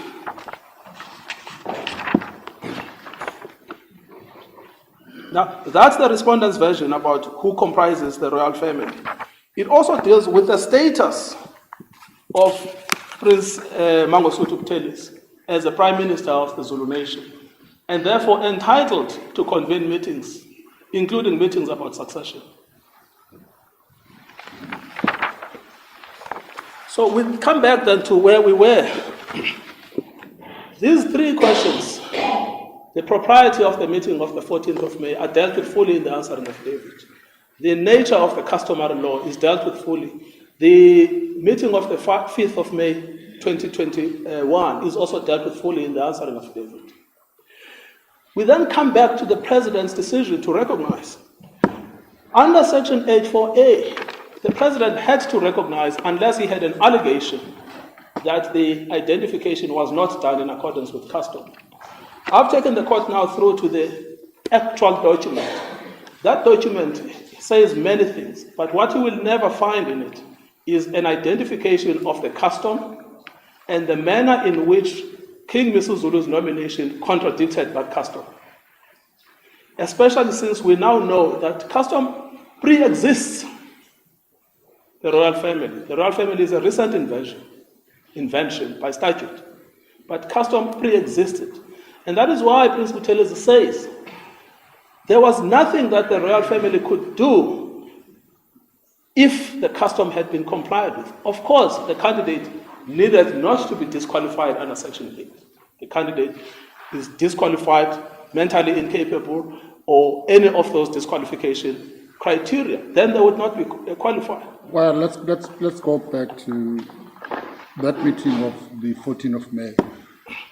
The person who called that meeting, Prince Buthelezi, yes, was he authorized to do so? Did he have authority to do so? Because that's one of the allegations on which they rely for the contention that that meeting was improperly constituted. But even if... And, sorry. My next question is, do we have an established practice in terms of which the meetings are called within the royal family? Do we have somebody who has been identified to say, Prince so-and-so, he is responsible for calling the meeting, a meeting which has not been called by Prince so-and-so, we are not going to attend this meeting? Yes. The affidavit of... let me try and answer this question. Yes. To trigger Section 84A response by the President, it's a narrow inquiry. It is whether the identification was not in accordance with customary law. Yes. That's got nothing to do with the composition of the royal family. It's got nothing to do with the calling of the meeting of the royal family. Those are all statutory requirements. The question in custom, if for instance they had taken the second-born son and said, well, this is the person. Well, but that will be the last step of the process. One would imagine that there will be a first step that will culminate in the identification. It doesn't take place in vacuum. Something must be done before a platform is created for it, but that does for not, identification. But that does not trigger Section Yes. 84A. Because Section 84A is a specific provision, which is the actual identification that it seeks to impugn. and it seeks to impugn it on a very narrow ground, that it was not done in accordance with custom. So you always have to establish what is the rule of custom that you claim was breached. If you cannot say that in your allegation, and that is why Judge Madondo's paragraph 101 is actually unassailable, because he says it fails to contain the necessary averments that would comply with Section 841, because they can't identify the custom, and therefore they can't identify the breach of that custom. But if we are to broaden the debate into the question of that meeting, who has the right to call the meeting? We know that from the affidavit of Prince Buthelezi himself, he says he has called these meetings for more than 50 years, since he became the Prime Minister of the Zulu nation. That you will see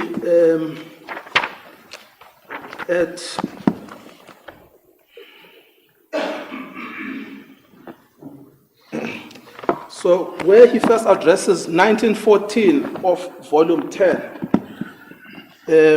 from paragraph 49, that's where he first addresses the attacks on him personally. And then thereafter, he explains at paragraph 55, where the whole thing started of him being involved in the affairs of the kingdom. Paragraph 55.1, in September 1968, when my cousin King Cyprian Beguzulu Kasolomon passed away, I made all of the arrangements for his funeral.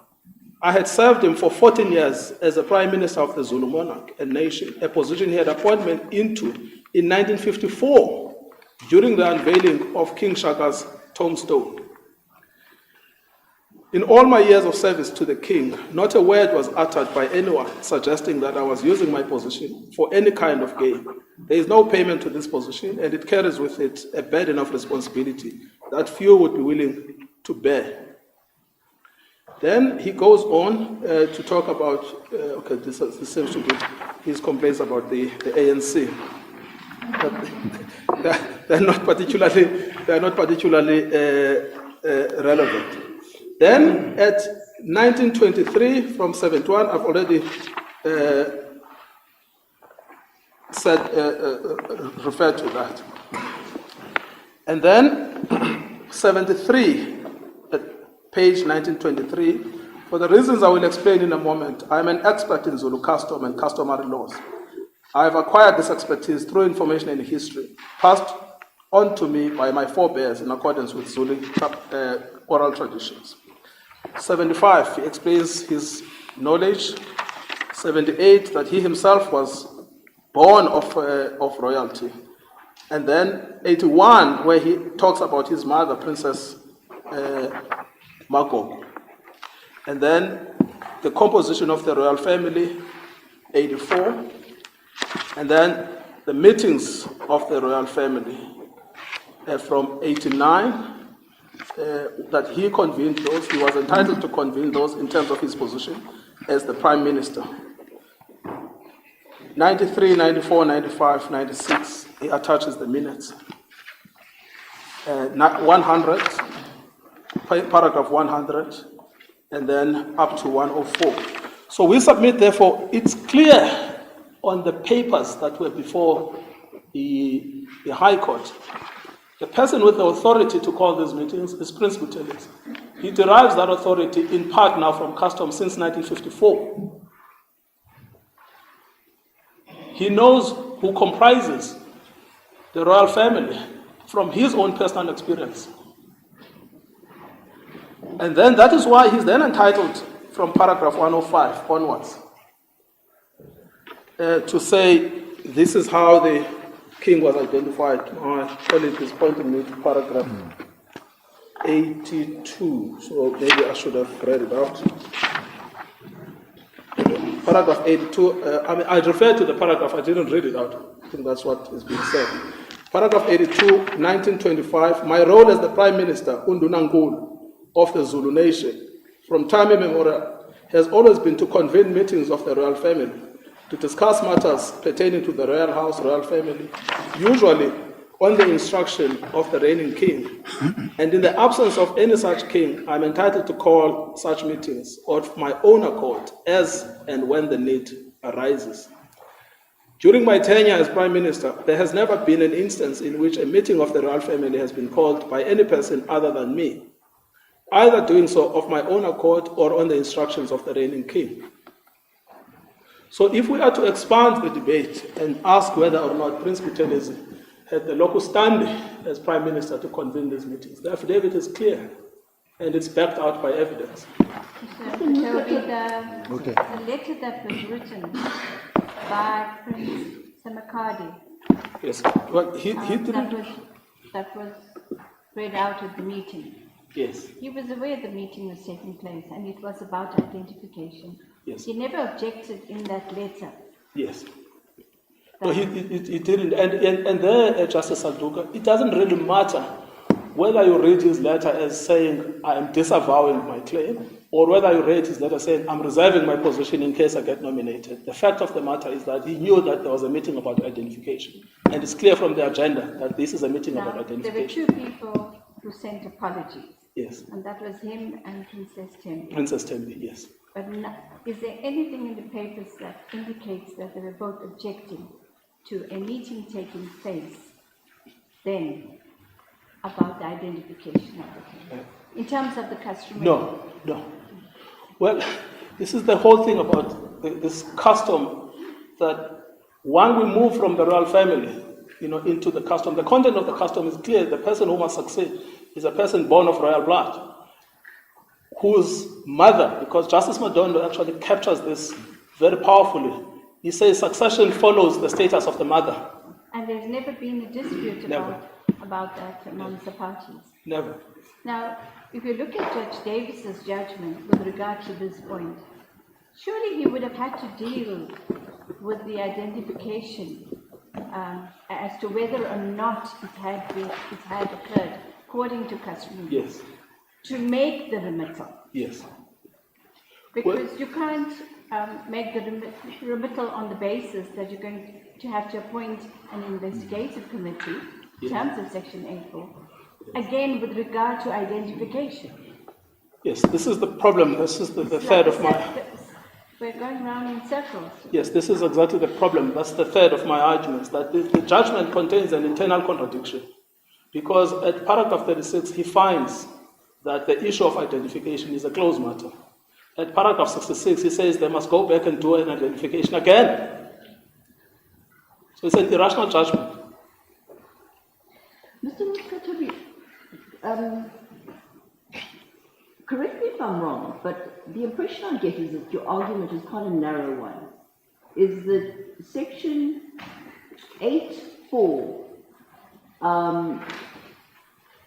the only trigger to Section 8.4 is if there is been no proper identification, and there is nowhere in the papers anywhere that it is specifically alleged that King Misuzulu was not properly identified. In accordance with custom. There are allegations. In accordance with custom. There are allegations about the royal family. Yes. But in accordance with custom. Is that the sort of crux of your argument? Yes. On the first part, that's the argument that, and that argument, Justice Nichols, you are correct about it. It comes from Judge Madondo, paragraph 101. That if you look at Princess Tembi's complaint, it says many things. But it doesn't query the identification of King Misuzulu. Yes, nowhere does it. According to custom. According to custom, yes. This is a very simple exercise. You identify the custom, and then you identify the gap. What you cannot do, and this is the problem with Judge Davis's judgment, is that he says, as long as you mention custom in your letter, then you trigger Section 8.4. But that just makes nonsense of the statute. And you say that the statute is quite narrow. It's a narrow statute, yes. You have to identify the custom, and you have to identify the gap with that custom, the inconsistency, or the breach of the custom. Yes. You don't have to prove it, which is the evidence part, but at least you have to identify it, because it's the allegation part. So if the matter is remitted, I'm just thinking out loud, if the matter is remitted and the investigative committee is appointed and they have to investigate the identification, so you have to go through contenders. Yes. and the contender has to be, in terms of settled custom, Yes. Yes. No, born please of ask. royalty.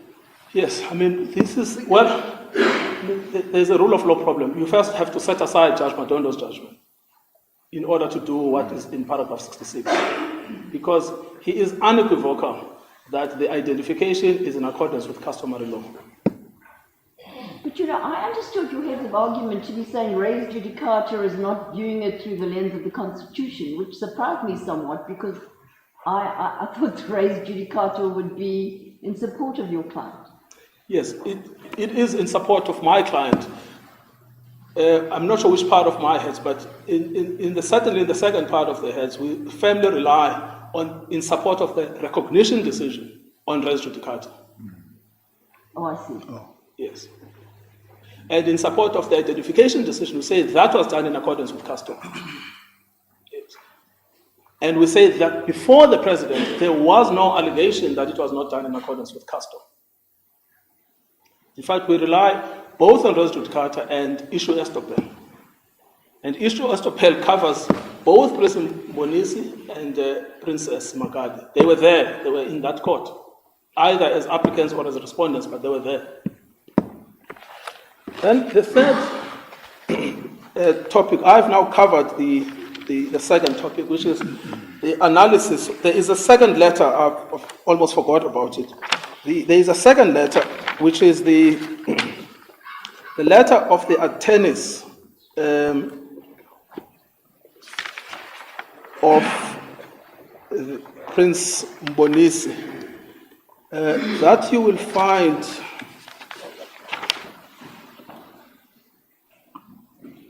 That was the one that was after the judgment. That was after the judgment. So you'll find that in volume 1,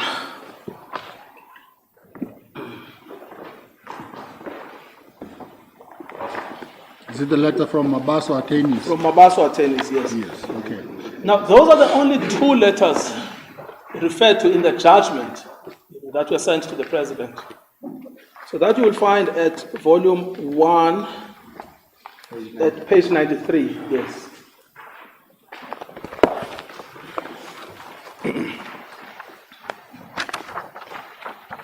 Now, it's 3 pages, 4 pages. Its nub is to complain about section 8.1. That is the nub of that letter. And it never identifies the custom. It complains about the composition of the meeting of the 14th of May. But it never says this is the custom and this is why the custom was not followed. And then it then threatens litigation, threatens an appeal against Judge Madondo, and then it threatens a review of the president's recognition if the recognition goes through. But the problem is this, you still don't get to the threshold where the custom is identified and the gap is identified.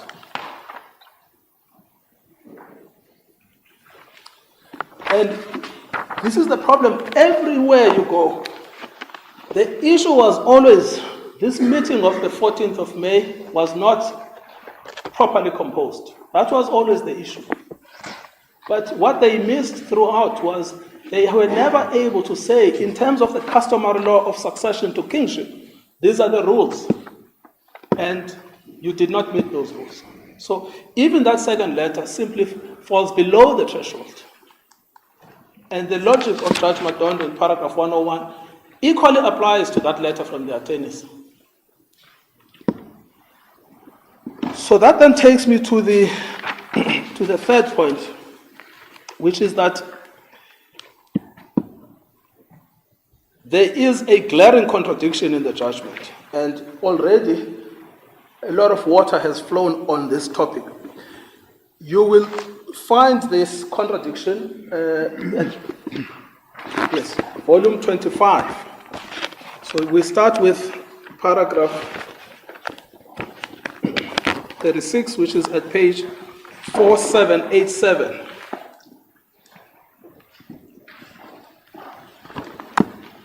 Because he says here, I therefore find that the plea of res judicata raised on behalf of the respondents is good, and it is not open for this court to overturn the judgment of Madondo AJP. And then this is what he says, Justice Nichols, which is what would happen if the principal relief, namely the review and the setting aside of the identification decision of 14 May 2021, were to be ordered. So if I order this, I would therefore reopen Judge Madondo's decision. You compare that with what he actually ordered, which is at page 4798, paragraph 2. The matter of the recognition of the ISILO is remitted to the first respondent, who is directed to act in accordance with section 8.4 and 8.5 of the Khoisan Act, to appoint an investigative committee as contemplated in that act, and then it says to conduct an investigation and to provide a report in respect of the allegations that the identification of the second respondent was not done in accordance with customary law and customs. The problem is that he has already closed the question of the identification, but he is also reopening it.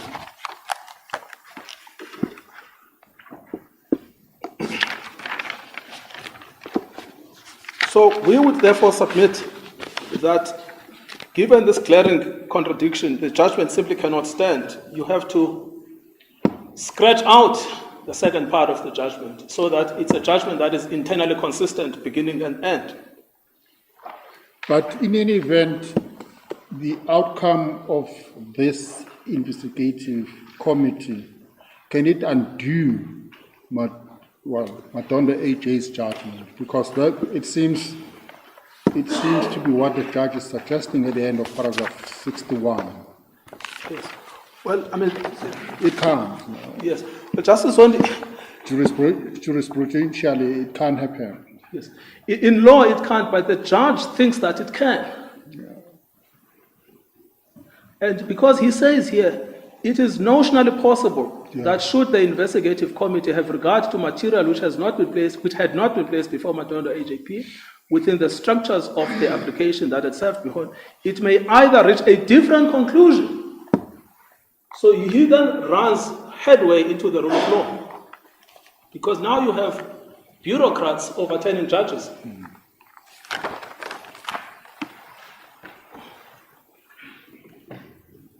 And so insofar then as there may still be an issue around this, my colleague, Mr. Morane, has referred the court to paragraph 101 of the judgment of Madondo, AJP, which closed the issue of identification.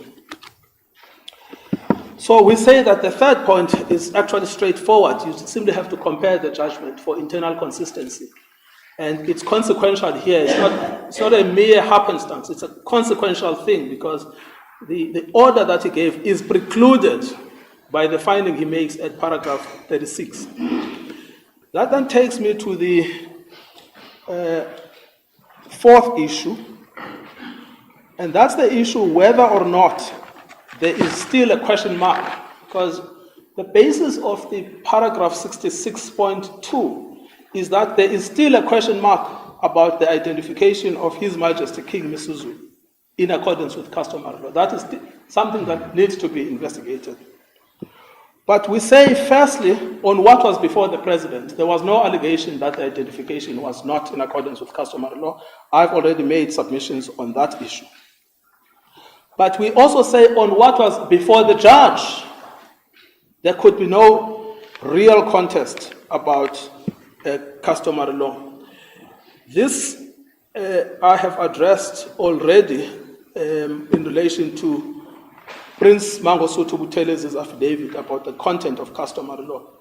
But it is also set out in volume 1, page 147. That's in the judgment of Judge Madondo.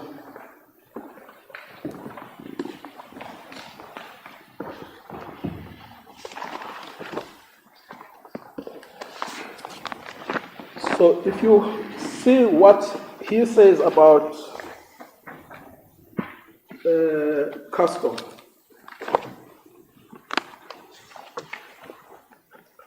in the middle of paragraph 59, It is the customary law, not common law, which should be strictly applied in resolving the traditional leadership dispute. The king is not appointed, but is determined by birth. Only a mother of a would-be king is appointed to bear an heir. The status of the mother, or the person who intends to ascend to the throne, or is to be appointed king, is a decisive factor. So follow the status of the mother. Now, of course, we know here that what happened is that after the death of the late King Zwelithini, he nominated Queen Mantombi, and Queen Mantombi then nominated the eldest son. But that's not the issue before us. The issue is what is the custom in relation to the actual succession. So here he says the first rule is you follow the status of the mother. And then we also know that that is also supported by Prince Buthelezi. I've already referred to volume 10, page 1896, and up to page 1933. And the rules are clear. A woman of royal blood takes precedence, number one. Number two, a queen of royalty whose lobola is paid by the nation bears the heir. Number three, the Zulu nation paid lobola for Queen Mantombi. Number four, the late king nominated Queen Mantombi as regent. Number five, Queen Mantombi nominated King Misuzulu by custom.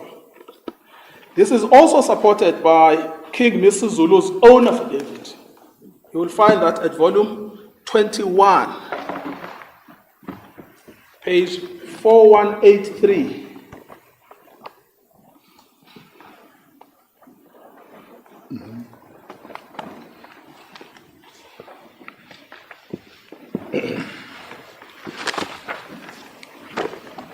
So at page 4183, volume 21.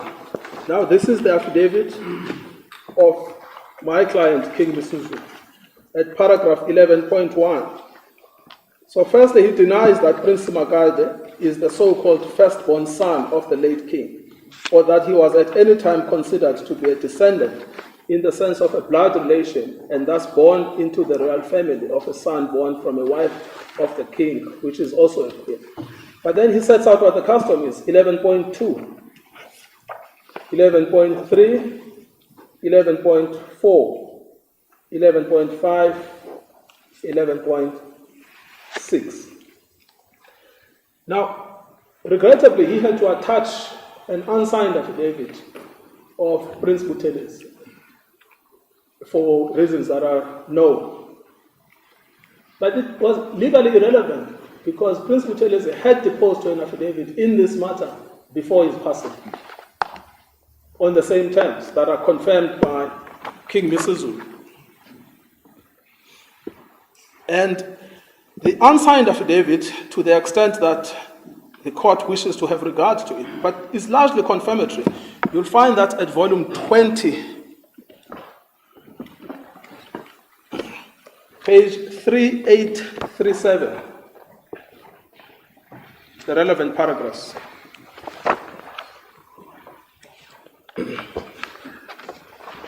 So you'll find that at paragraph 197, 3837, volume 20, where he says, well, no one else was eligible under customary law because this is the custom 198, 199, 200, 201, 202, 203, 204. And it goes on and on. Now, the status of a person who has been affiliated to the Great House through the custom of ukufakwa esiswini,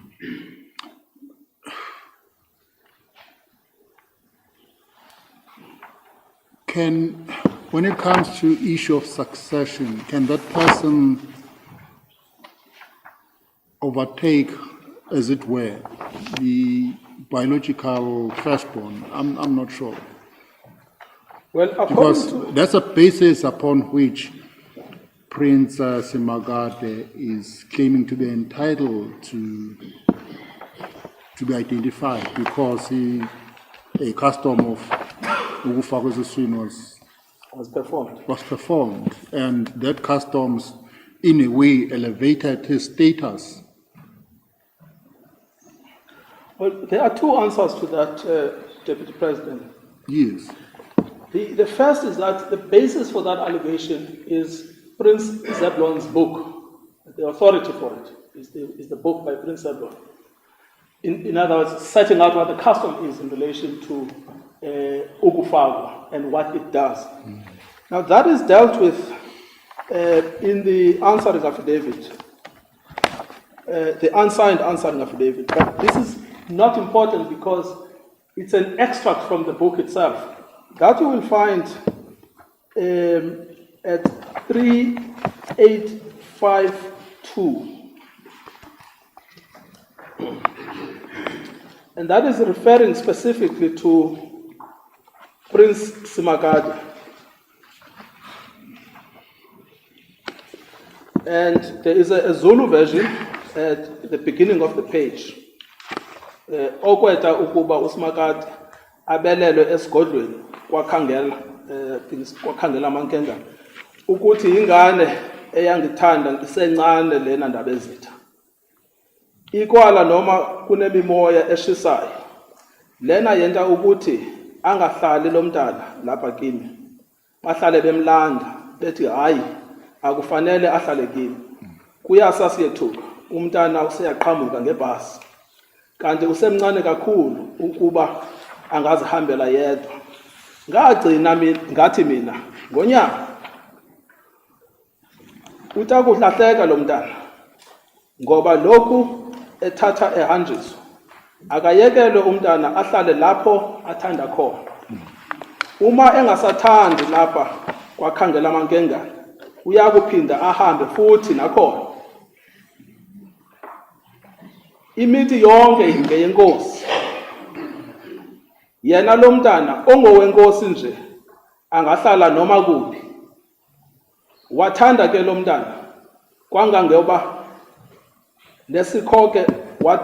nesikole wate wasiqeda ehlala nami lapha esigodlweni kwakhangela. The English translation comes immediately after that. What makes him Prince Magadi close to the Kwakhangela Mankengane Palace is that he was very close to me from his childhood, even though there was a bad vibe and a feeling that he was not supposed to stay with me. They would fetch him, and the following day we would see him getting off the bus. Even when he was too young to travel alone, I ended up suggesting to the king, that's a reference to Ngonyama, that this child should be left alone to stay where he prefers to stay. Otherwise, he was going to wander away and get lost. If he prefers to go away from Kwakhangela, he will be free to leave because the king has many homesteads. So Prince Magadi lived with me at Kwakhangela until he finished school. So the first basis of this allegation of Ugufagu is not supported by the very authority that they refer to. But it is also refuted at the following page, 3853, paragraph 252, right up to 275. And one can imagine this, justices. Ukufakwa, especially at the royal family context, particularly ukufakwa for purpose of succession to kingship, is a big thing. There is not a shred of evidence, no photo, no picture, nothing of what transpired on the occasion. It's not a one-day event, it's a series of events to signify this elevation. So you have an empty assertion that is not backed up by any evidence. And then you have all of this evidence in the answering affidavit that authoritatively refutes it, because it's a big thing, it's a ceremony, it's an event, it's an occasion. And you find sorry. If now the allegation that he was, inserted, he was forward, is correct.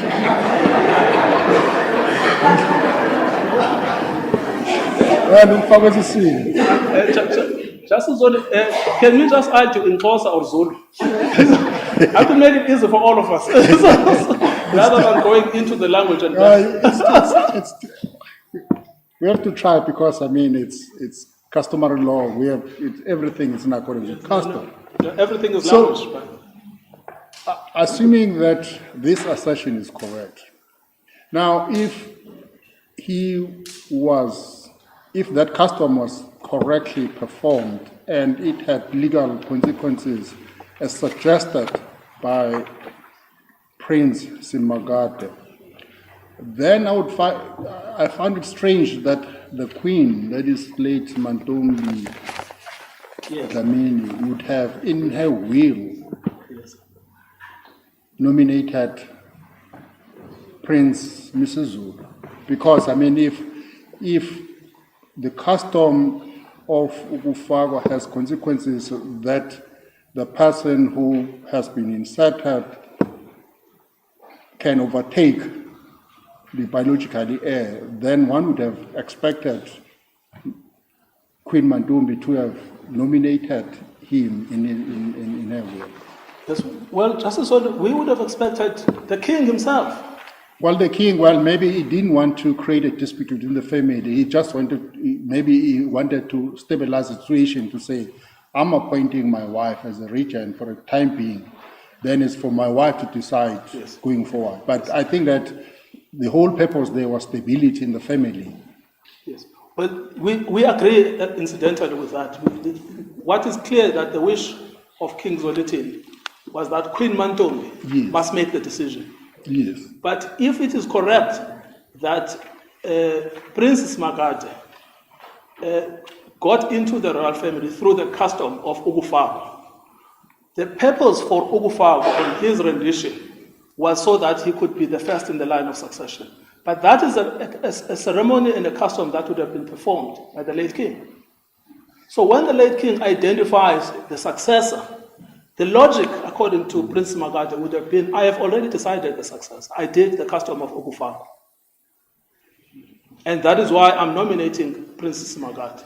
So the fact that the king never did so, the king decided that the decision ought to be made by Queen Mantombi is itself in conflict with any notion that Ukufagwa was performed for the purposes of determining succession.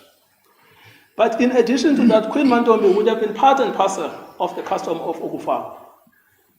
And she herself would have then nominated the person who has been adopted through the custom of Ukufagwa. But none of those things happened.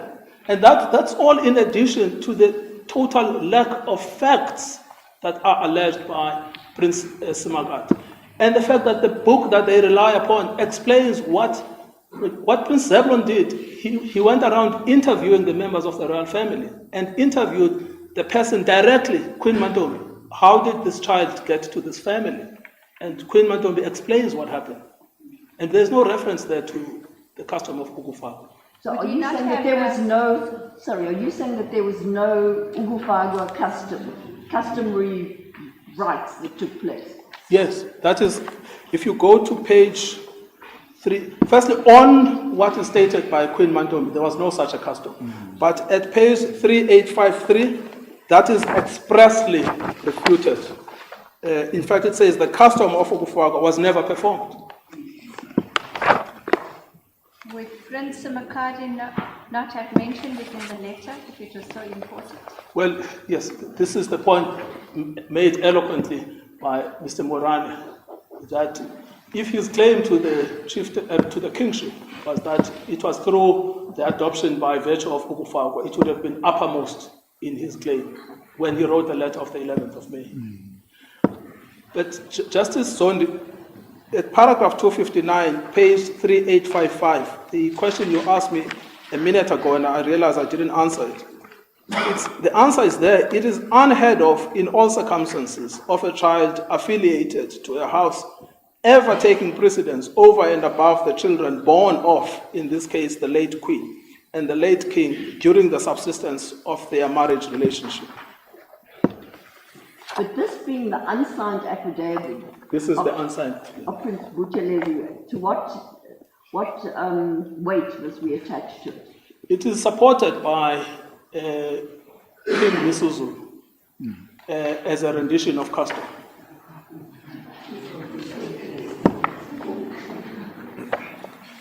And this is all much to do about nothing. There is an affidavit by Prince Buthelezi filed in answer to the interim interdict, which he signed. But does he deal with Ugufagwa in that? No. He doesn't. He doesn't deal with the custom of Ugufagwa. But there's a shorter answer to all of this, that the basis of that allegation is Prince Zebulon's book. Prince Zebulon's book contains a full extract of what Queen Mantombi stated.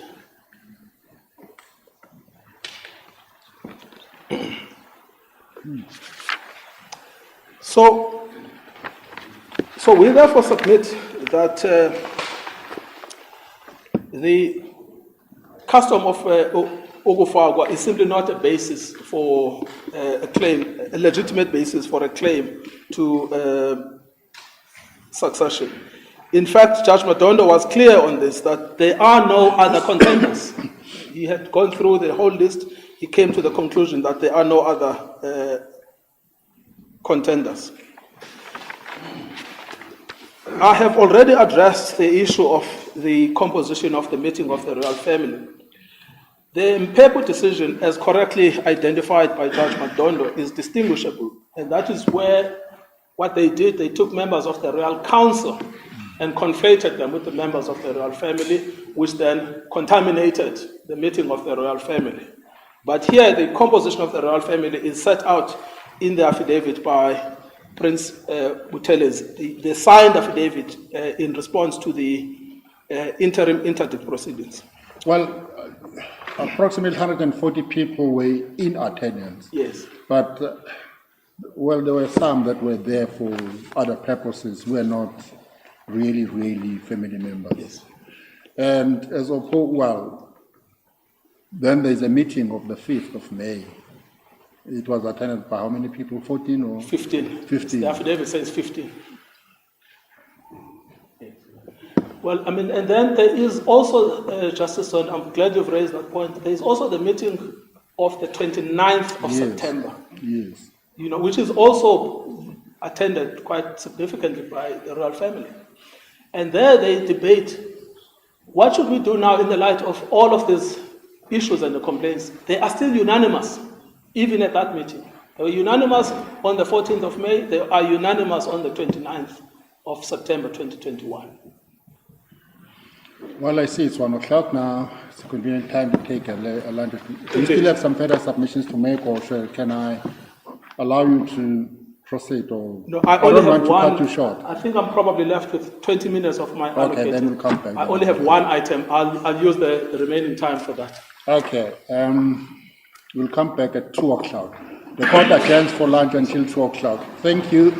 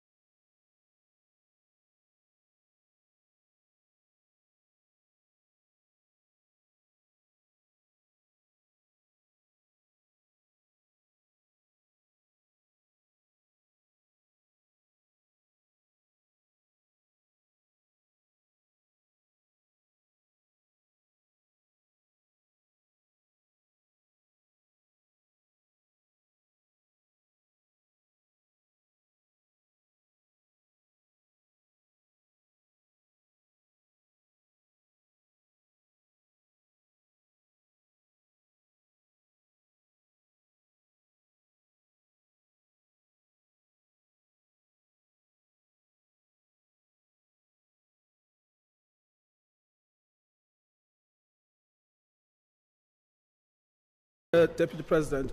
Firstly, I want to, I think the answer I gave to Justice Nichols around the unsigned affidavit of Prince Buthelezi, I said in response that the court should not be worried because there is a signed affidavit submitted in the interim interdict application. She then said to me, well, it didn't deal with Ogufagwa. The actual record does, in fact, address fully the allegations of Ogufagwa. At volume 24, there is firstly an affidavit of Mr. Mdleche at page 4667, who is an expert in Zulu customary law. And that affidavit is exclusively addressing the allegations of Ogufagwa. So you will see that at 4669, paragraph 6 up to 11, and then from 4671, from paragraph 12, she then addresses the specific allegations made by Prince Makade and shows why those allegations do not meet the threshold for the custom of Ogufagwa.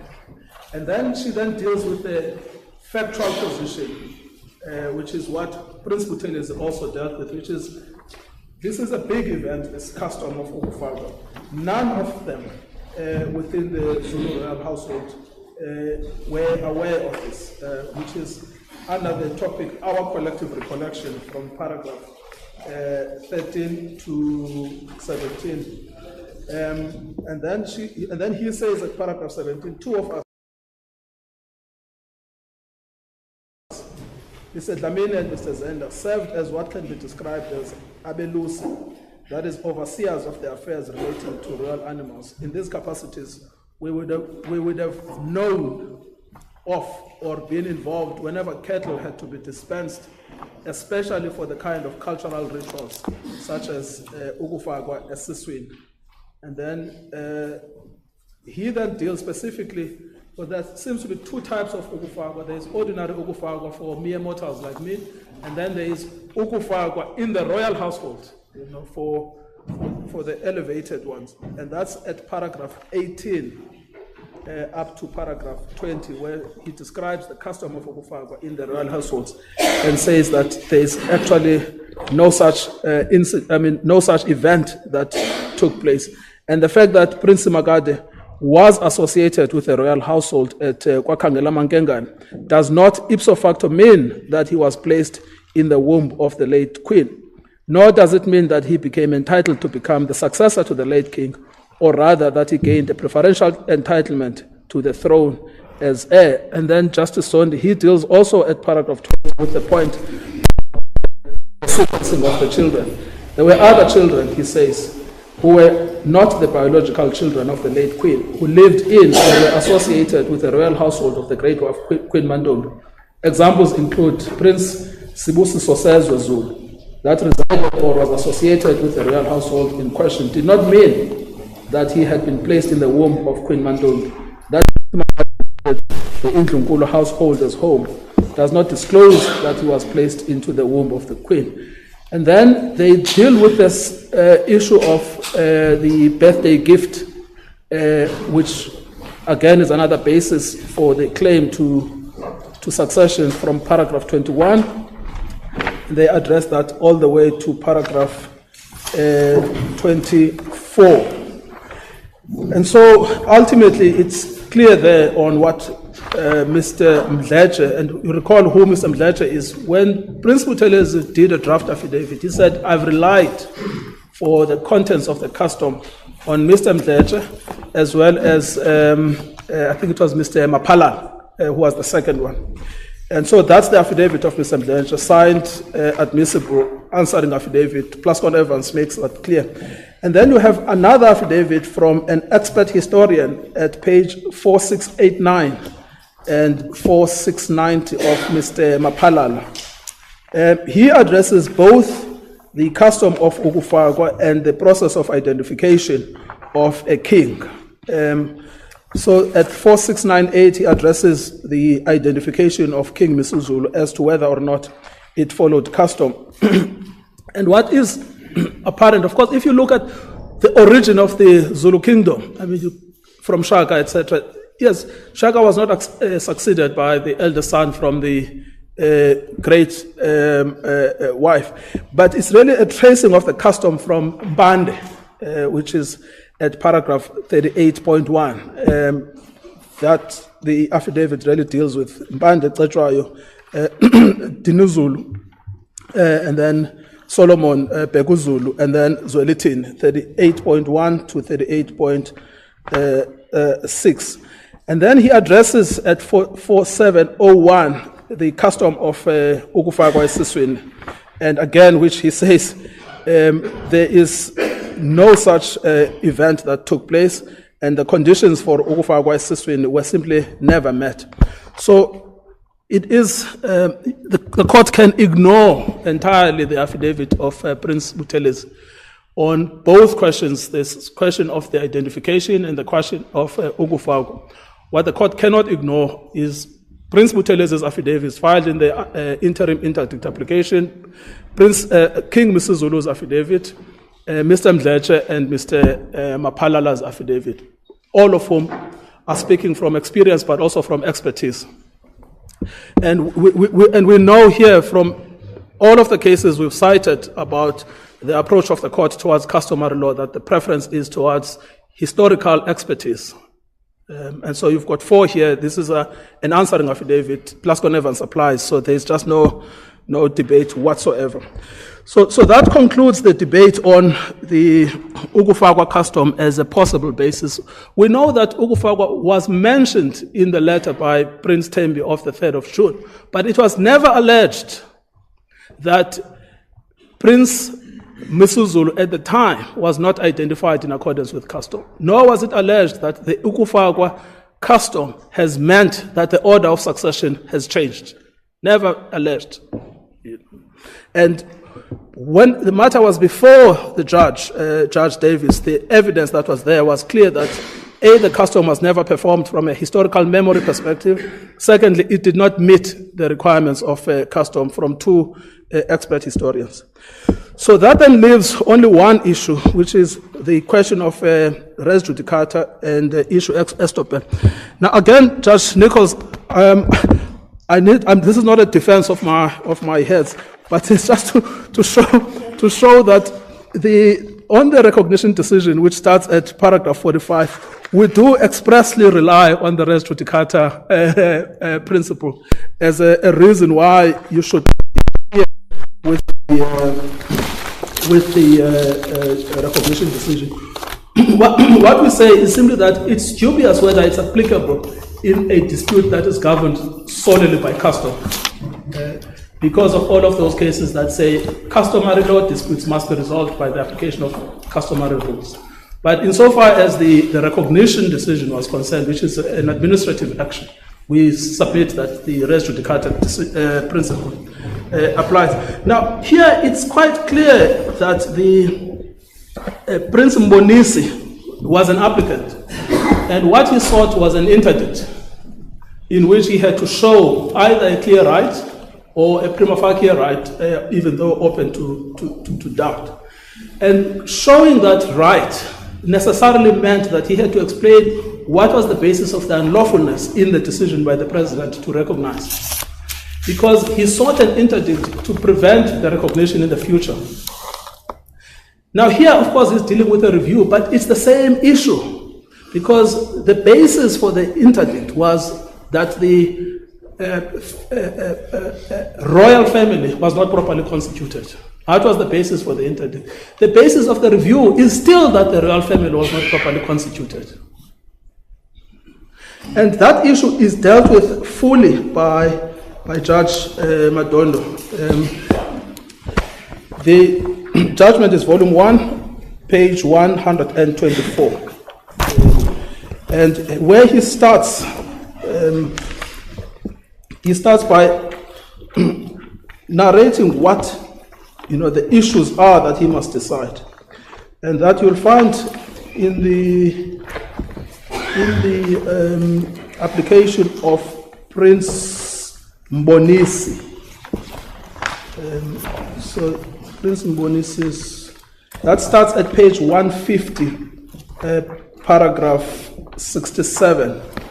And he then recites the order that he sought, which is at page 151, paragraph 68, point B.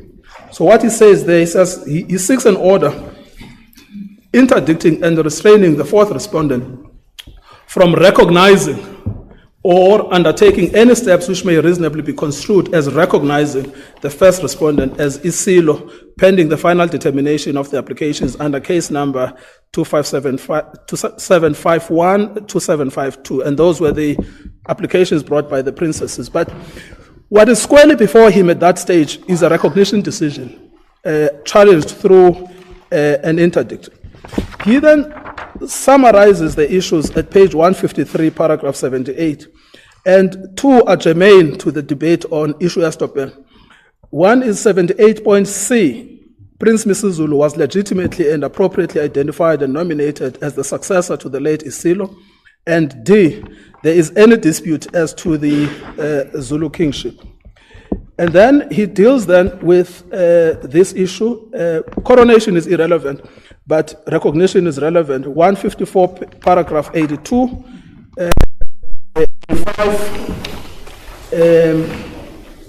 158, 159, 160, 161, 162, and then finally decides the issue of the existence or otherwise of the dispute. So that question as to whether or not the identification of Prince Misuzulu then as king was squarely before him, it was squarely considered, it was squarely decided. So even on res judicata principle, same parties, same cause of action. The only difference that has changed here is that the remedy is now sought under the guise of a review, but it's the same case. Now, so Prince Mbonisi would be bound entirely by the findings of Judge Madon. You are then left with, well, what do you do about Prince Magade? The problem is that Prince Magade seems to have been there as well. If one looks at volume 23 and volume 23, these are the heads of argument filed on behalf of King Misuzulu. You will see at volume 23,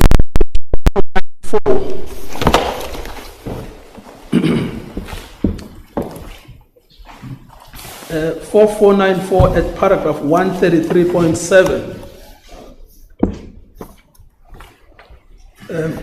It is stated as follows.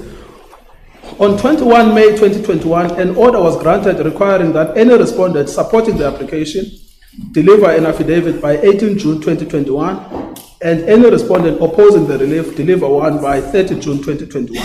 Prince Mbonisi and Prince Simagade Zulu both elected not to file any affidavits pursuant thereto. None of the applicants saw it fit to file any supplementary affidavit dealing with the minutes of the meeting of 14 May 2021. And here we must distinguish, this is the case of Prince Mbonisi, not the case of the Queens that they are dealing with here.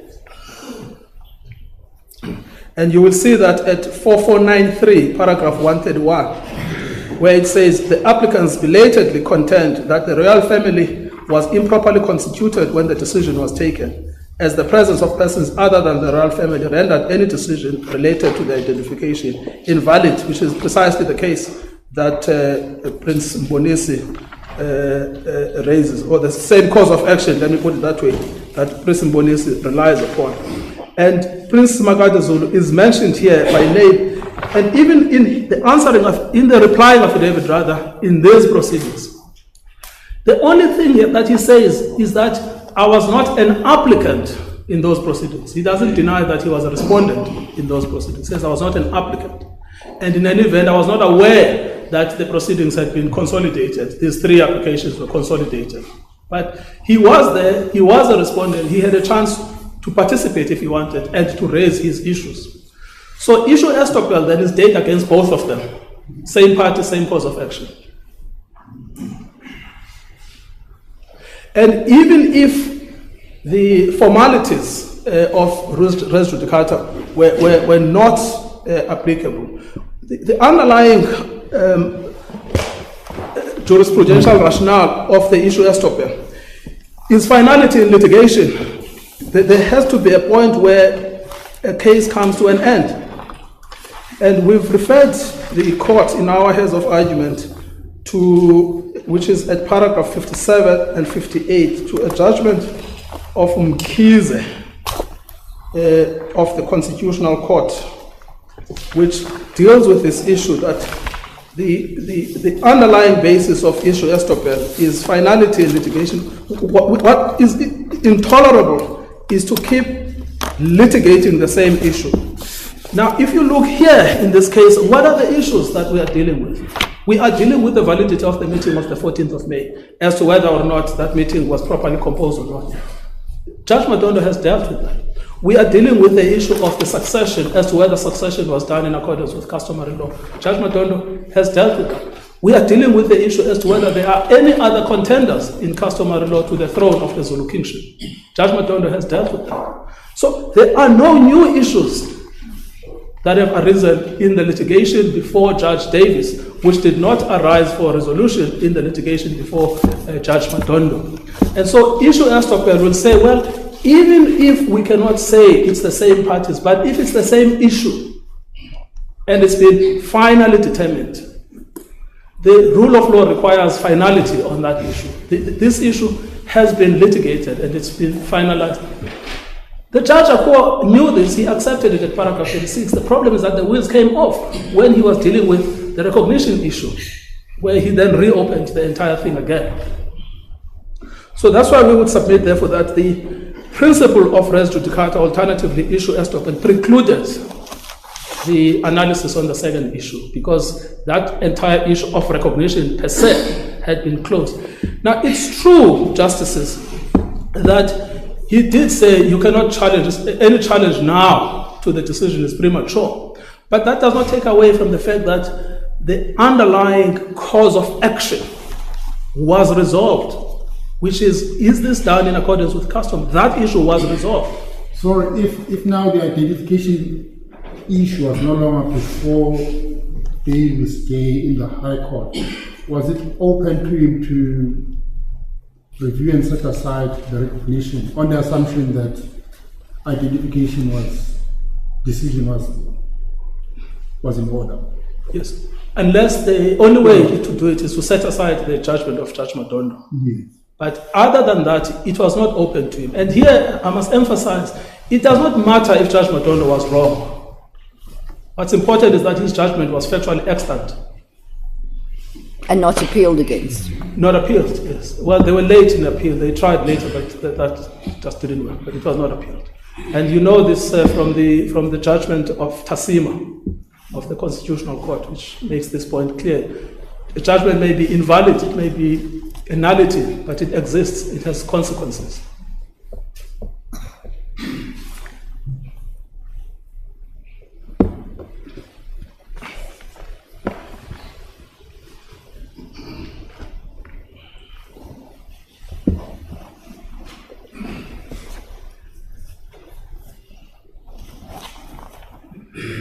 Well, the only way in which he could have reviewed and set aside the recognition decision, for instance, if there was non-compliance with Section 8.3a relating to the publication of the notice in the Government Gazette. Yes, no, if that those procedural steps were not taken. No, that I would accept, but what he could never do, what he was precluded from, was to rely on Section 8.4. Yes. Because Section 8.4 was expressly addressed in terms.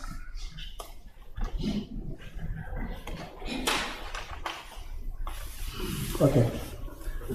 That leaves only one question, which is costs. We ask that you overturn the decision, you replace it with a finding that the application is dismissed.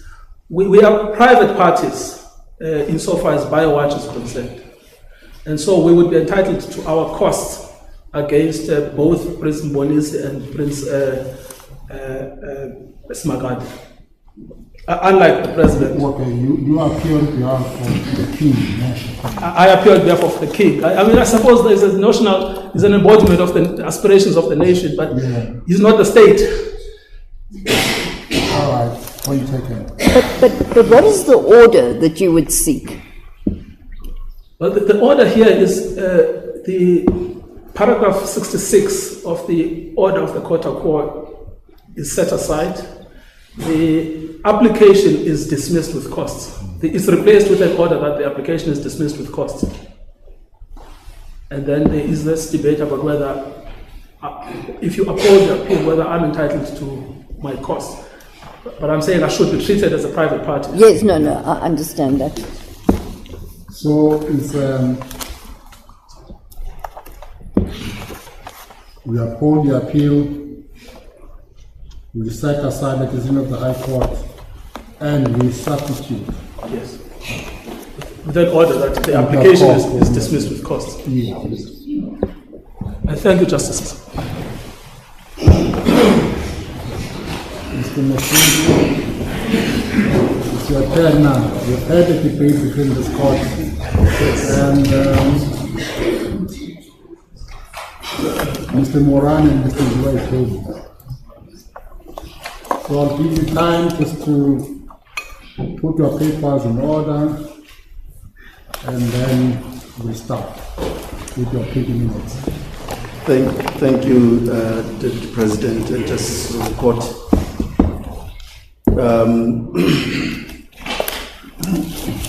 The applicant, the clients whom I represent are members of the royal family. They are here representing royal family, the Zulu royal family. That much is not disputed by any party in this proceedings. They are here to ask, or rather they are here to appeal a judgment in which they were denied a right which is conferred on them by both tradition, custom, and legislation. And that right is the right to be party to a decision that identifies an individual in the royal family who would represent the highest authority of that kingdom, the Zulu kingdom. In other words, they are here saying we were not given our right to identify an heir to the late king, our brother, as a king of the Zulu kingdom. That right is not merely a right that comes simply from statute.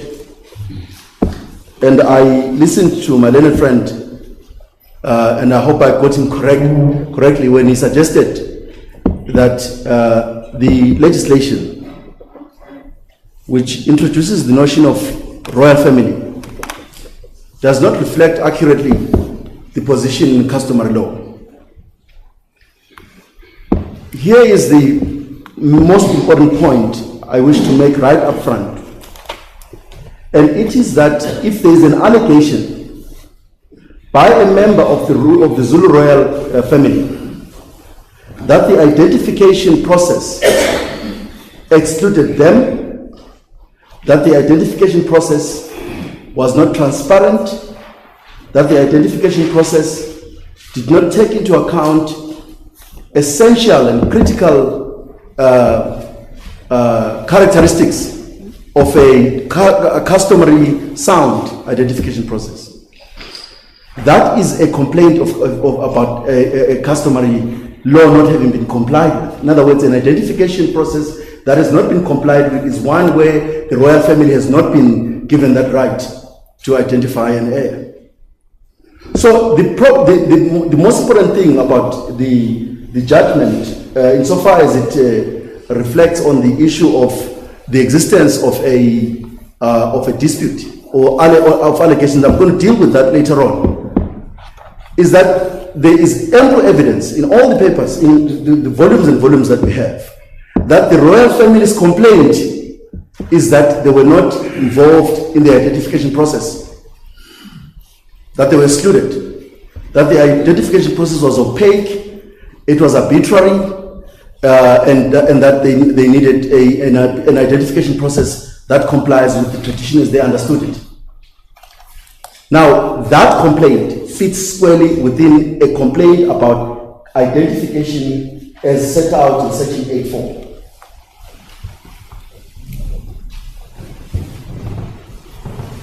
In other words, in Section 8.4, there is an allegation that the identification of a person as a king, and then I can read the was not done in terms of customary law. If the royal family was not involved, or if there is an allegation that the royal family, critical members of the royal family were not involved, that's a complaint that fits squarely within the Section 8.4. There is no conflation of statute and tradition there. Because one of the assumptions what we must make is that statute reflects custom, because they are not inconsistent with each other. The royal family exists, and they are right behind us here. So it's very important to appreciate that a complaint under Section 8.4 that the royal family was not involved, or that certain members of the royal family were not involved in the identification process, particularly in relation to the meeting of the 14th of May 2021, is a complaint about customary law not having been followed, simply because the royal family says it was not involved. So that called for the president to say, okay, fine, there is now a royal, I'm getting a number of messages that suggest that there is a complaint about the royal family not having been party to the identification process. And that calls for the president to start applying his mind. But here is my starting point. If, as the president tells us, he took his recognition decision after consulting only the minister, and I understood my learned friend, Mr. Moran SC, suggesting that, or submitting that the premier was consulted through the minister. We submit that that's erroneous. It is clear that his decision does not comply with Section 8.1b of the Traditional Leadership Act. If the president did not consult with the premier, that's the end of his lawfulness of his recognition decision. In fact, the president tells us that he only consulted with the minister, and you'll see that in volume 6, page 1046 to 7, at paragraph 83. Where he says, Volume 6, sorry, page. Page 1046, volume 6, at paragraph 83. So he tells us how he took the recognition decision. And he says, I waited for the support of the minister for my decision to recognize King-elect. Nowhere does he say, I waited for the support of the premier for my decision to recognize King-elect. In fact, the premier is not represented in these proceedings and was not present in the proceedings of the High Court. He has not filed anything to demonstrate his engagement or consultation with the president. This can only mean that the president did not consult the premier. And the idea that it was left to him to decide the method of consultation, and that method of consultation was via the minister, does not accord with Section 8.4 of the Traditional Leadership Act. Section 8.4 identifies two functionaries that must be consulted by the president. Two functionaries. It gives him no option to consult one and not the other. Because notionally, on the approach advanced by my learned friends for the president could say, I waited for the support of the premier for my decision to recognize King-elect, and say nothing about having consulted the minister. That could be wrong. So we say, apart from the fact that the High Court was correct to say there was a Section 8.4 problem, in that there were allegations that the recognition decision, the identification decision had not been done in terms of the customary law. There is this problem that the president himself did not consult the Premier. And that should end the defense on the legality, on the lawfulness of the President's defense for his decision. Now there are references to the letters that were written that show that one of the letters the most important letter actually was the minister's letter when he was advising when she was advising the president that after the judgment of Justice Madondo, that she was in support of what she refers to as the king-elect being recognized by the president. She says in that letter, well, Sorry, reference please, page number. yes, I will get you the letter. Just.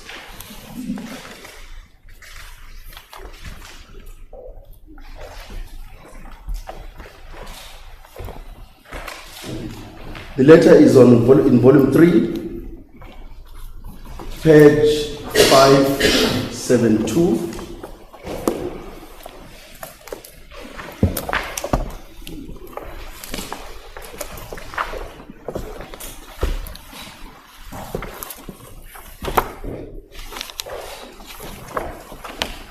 Paragraph. So the way the minister speaks about support for the recognition of what she refers to as king-elect is paragraph 20 of that letter.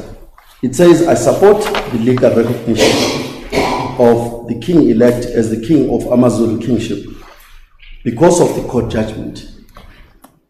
The Premier's letter of 5 August 2021 also supports the legal recognition of the king-elect. I must just pause there and then go to the letter itself. The letter of the 5th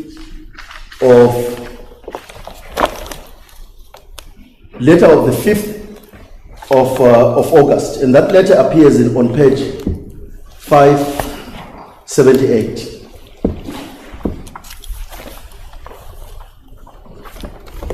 You will read that letter and you'll find nowhere where the Premier supports the position reflected in the minister's letter.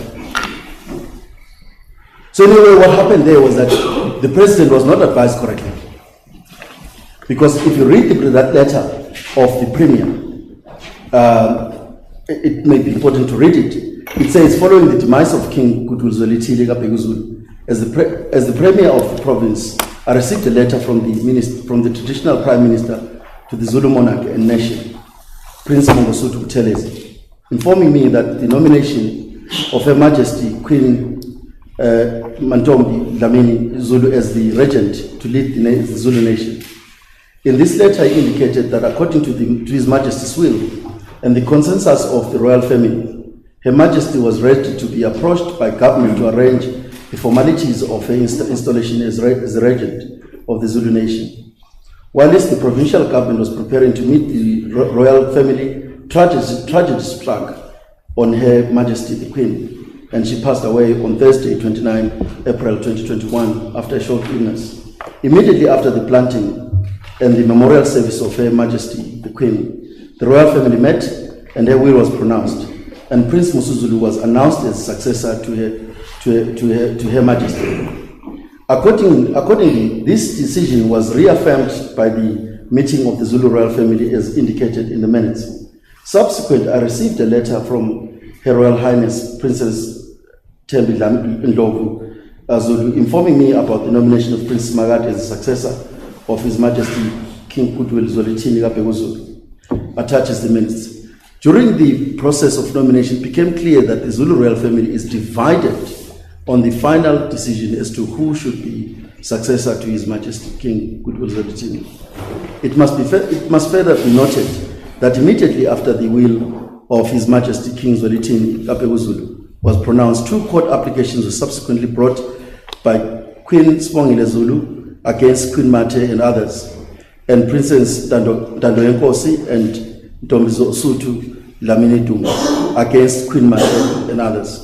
These two applications were issued on 28 April 2021 after the death of His Majesty King Goodwill Zwelithini, but before the passing of the regent, Her Majesty Queen Mantombi Dlamini Zulu. The Provincial Executive Council has appointed 3 experts in mediation, Zulu culture and legal aspects to I'm not sure I can see that.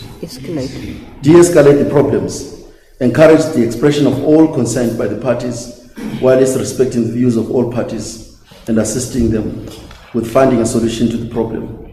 These experts are Justice Nsigele Ramaphosa, as the chairperson, Senior Magistrate Tembiso Mapumulo, and former Premier Mr. Willis Nkunu. When the minister says to the president in her letter of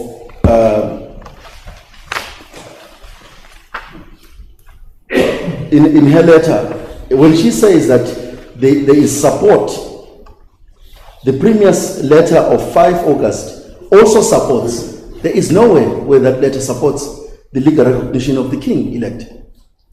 To the extent the president took this letter of the minister and the letter of the premier and read the two of them, he would have been able to see that the premier there's no way where he says he supports the election of or rather the appointment, the recognition of the king. So that letter, that is a problem that the president would have read the 2 letters and came to the conclusion that in fact there was a basis in culture and custom to recognize the king. But let me also reiterate something important, which the Zulu royal family said in the High Court and will say here, which was that they are not in court asking the court to recognize a particular individual as king. They're asking for the rights they have to identify a king. They are asking the court to endorse the customary position that as a royal family, they have a right to identify a king without any interference. As a royal family, they must be allowed to sit, consider the variables they need to consider, and to appoint, or rather to identify an heir that would be recognized by the president. So, okay, you are 20 minutes is up. Yes, no, I should have waived my right to. I should have actually waived my right to. Okay. To not be asked questions. My first question is on your last statement. You said that the royal family doesn't have a sort of a preferred candidate. All that they are seeking is to participate in the identification process. Would it not, well, let me rephrase my question. Surely, if they are saying that we are not given an opportunity to participate in the identification process, they must tell us at least to say, this is the person that we wanted. We did not want person number A, this is our preferred candidate. They can't just come to court and say, well, we want to be given an opportunity to participate in the identification process when they do not identify who it is that they want to nominate or identify. What happens if at the end of the day they say, okay, we agree that King Misuzulu should be identified? Deputy President, would it not be an exercise in futility? Yeah, no. Well, but let me answer the first question, the first part of the question. The identification process after the death of a king is a very sacred process. As we explained in the founding affidavit of the applicants in the High Court. It is a process preceded by a series of rituals. It is an important ritual that is conducted by the family. They never want to play out this show here. Is not what the royal family would have wanted. They would not have wanted the matter to end up in court, to end up with all these fine lawyers making these submissions they're making. They would have wanted to have the time as the royal family to engage with the duty they have, which is to look at all the variables they need to look at, including whether or not the will of the late king, Good Misuzulu, nominating the Queen was something they could give effect to. In other words, the ultimate authority on the identification process is the royal family. They would have known that the king has got... But at least here, that is not the basis upon which this matter, this appeal is being pursued. It's pursued on the basis that there was compliance with customary law and custom in terms of identifying the king. They are not basing their claims solely on the will of the late king. No, maybe the will of the late queen. No, President. That case is anchored on identification of the king in accordance with customary law and custom. Yes, and as I've made the submission that the primary case is that it is customary law for the royal family to identify an heir. All right. So if they are denied... Sorry. My next question to you is, which part of the royal family members wanted to participate and were not afforded an opportunity to participate because, according to the minutes of the meeting, some invited,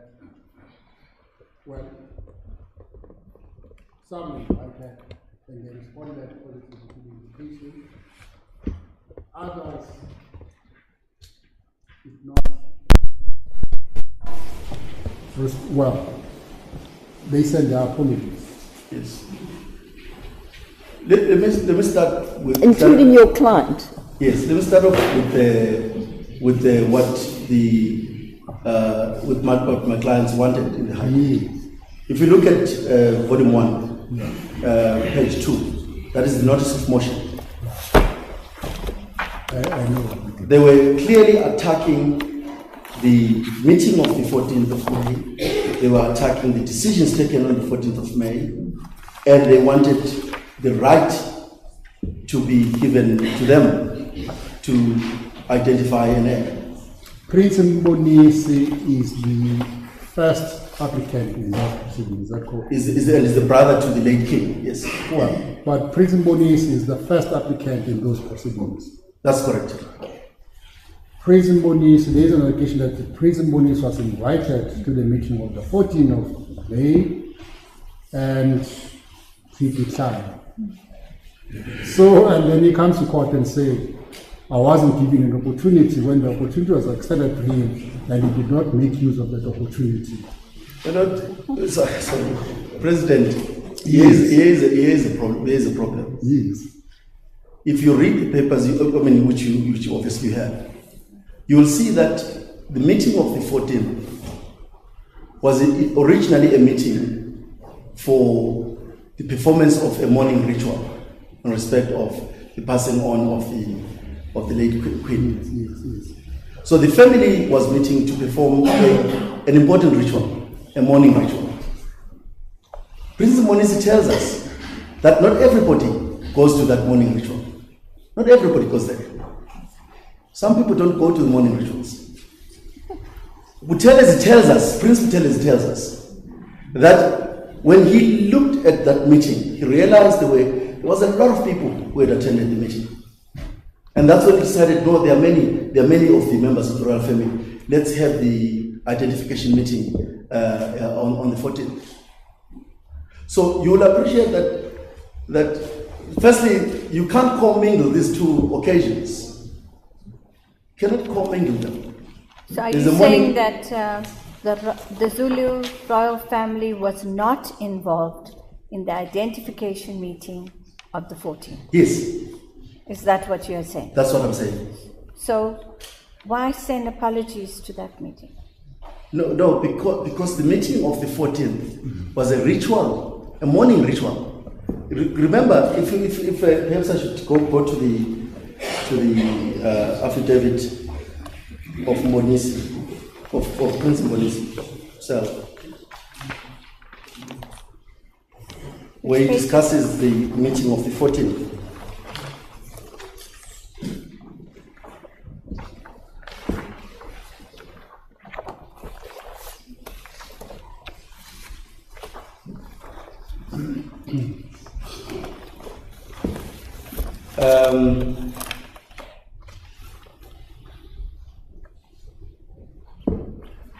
Why? So you're looking for that? I'll find it somewhere. Are you saying that there were no members of the Zulu royal family there?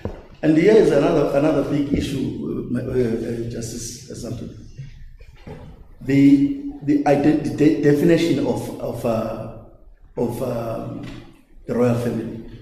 The royal family is a big family, and there would be people in the royal family who are close enough to issues related to the throne. Not everybody in the royal family participates in the succession or in the identification of an heir. Not everybody. There are specific members, and one of the very close members that must be involved in the identification of the heir are the brothers to the late king. But there will be other members of the royal family, because it's a large family. And you will see, because it's a large family, you have to define the meaning of royal family. That is the power and the duty to identify an heir by understanding how that royal family, and I'm not saying the Zulu kingdom, saying the royal family, it's a family. How that royal family allocates specific tasks to specific people. So in the identification, for example, when Bonisi tells us that AmaZulu, or the children of the late king, do not participate in the identification of an heir, because they are potential beneficiaries. When he says that it's a function of the uncles. Yes, the function of the uncles. Okay. And the queens do not participate in the identification. They've got advisory, they can be consulted, because there are a number of variables that must be considered when an heir is being considered. And the houses of the previous kings, are they participating in the identification? Because it seems to me the evidence is to the effect that the houses of the respective previous kings were present at that meeting. The house of That's Tekwayo, the house of King Misuzulu, the house of King Solomon, the house of King Beki Zulu, and the house of King Zoliti. So those respective houses were present. Just on that, we can go to the meeting of the 14th of May. You will not find that identification. Are you referring to what? To the minutes of the attendance meeting. register? Yes, you will not find a discussion that the houses of the royal family who are represented in the identification meeting are so and so, and they belong to these great kings of the Zulu kingdom. We can go to the So your submission is that these respective houses were not present at the yes, because that they would have reflected in the minute. If we go to the minute of the 14th, let's get to the minute. What page? Just remind us. It's volume 4, page 723. Okay, it's also that minute.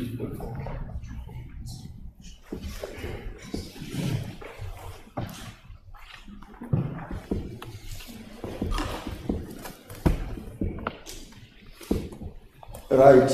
So you'll see that on page 7, 2024, there are comments by members of the royal family. And there is Prince Nkeana Kapeto Munhle Ka Solomon Gadinuzulu. There is Prince Vanara Kambuzini Nyaiza Kandabugo Kampane. There is Prince James Kamzi Yakoga Kampiga Nina Kaziwetu Kampane. There is Prince Menzi Katanda Yipiga Solomon. There is Prince Lanaletu Kapego Zulu. In fact, so what I'm asking really is for the court to look at what is said about the number, because I know that in one of the affidavits of Prince Buteleki, he says there are 5 kings that ought to be represented in that meeting. If you go to the identification meeting of the 14th, we do the exercise of trying to figure out who exactly in that meeting represented the 5 houses of the royal family. And over and above the other problems relating to the minutes, which the presence of people who are absolutely not members of the royal family, and we'll take you there to just prove that even if you were to find maybe 3 members of the royal family that are identified as the core group that can be involved in the identification of the king, the presence of people who are not members of the royal family would create problems for the lawfulness of that meeting. There's a case in the Constitutional Court which specifically says that. Well, So- their presence per se, I don't think that it will invalidate the meeting unless they participate in the identification process. But their presence per se, But you will not find the president yes. a minute that tells you who said what, who said where, except to the extent that it's summarized. So the question must be, is a family seeking to identify an heir? Is it a meeting of the family seeking to identify an heir? To have people who are not members of that family sitting in that meeting? And it's not even clear what the extent of their involvement in that meeting was. And when there's a complaint by the brother of the late king, or the brothers of the late king, saying, no, wait a minute, we've looked at this, it doesn't accord with what is supposed to be done when you're identifying an heir. Surely you've got to accord the brother to the late king some status, because that's the closest you can get to somebody who has an interest in protecting the crown. The brothers who wanted to attend but were not, according to the population, were not afforded an opportunity to do so. Who are they? No, all the applicants, President. Most of the applicants, I can't tell you Okay. which brothers, but all the brothers that are applicants did not attend that meeting of the 14th. And bearing in mind the primary complaint that they bring, which is that Prince Buteleki was not entitled to micromanage the identification process, because he is not a member of the royal family with the right to identify an heir. Well, but this is not what he says in his affidavit is that from time immemorial that has been his function to call the meeting. It's disputed. It's disputed because now it's a family. It's a family saying, it's a family now seeking to identify an heir. The family says, we can't have somebody from outside telling us. What is he from outside? No, he's not a member of the. He's a member of the royal family, as you would appreciate, President, through Princess Margot, Yes. through his mother. In other words, But he's not from the ruling house. He's not from the ruling house. He's not. He would not. Sorry, his mom is he not related to to the king's father, late king's father? No, they're obviously related. I suppose you are just asking a question for me to answer it like that. Yes. They're obviously related, yeah. So are you saying I'm that, not sure what. So doesn't that give him authority to participate in the meeting and call meetings? In the absence of a direct brother of the late king, in the absence of direct relatives of the late king, Is it an that seems established? onerous. Well, is it an established custom? Because I just want to understand the notion that there should have been members of the royal family, and because that meeting was called by somebody who is not a member of the royal family, that meeting was unlawful. So, do we have a practice in terms of which somebody has been identified as a person who is responsible to call the meetings of the royal family members? So Prince Buthelezi is correct that he is historically been the spokesperson of the king and the kingdom. What is contested by the family that must identify the nephews or the nieces, the family that must identify the family members. What is being contested by that family is that he, Prince Buthelezi, even as Prime Minister of the Zulu Kingdom, had the right, anchored in custom, to call a meeting and for the purpose of identifying an heir. That's like the highest a family can ever have. A family wants to be given the space to actually identify an heir. And if somebody else from outside the family, who is part of the family but is a distant relative, micromanages that in a way that excludes others, it's a problem.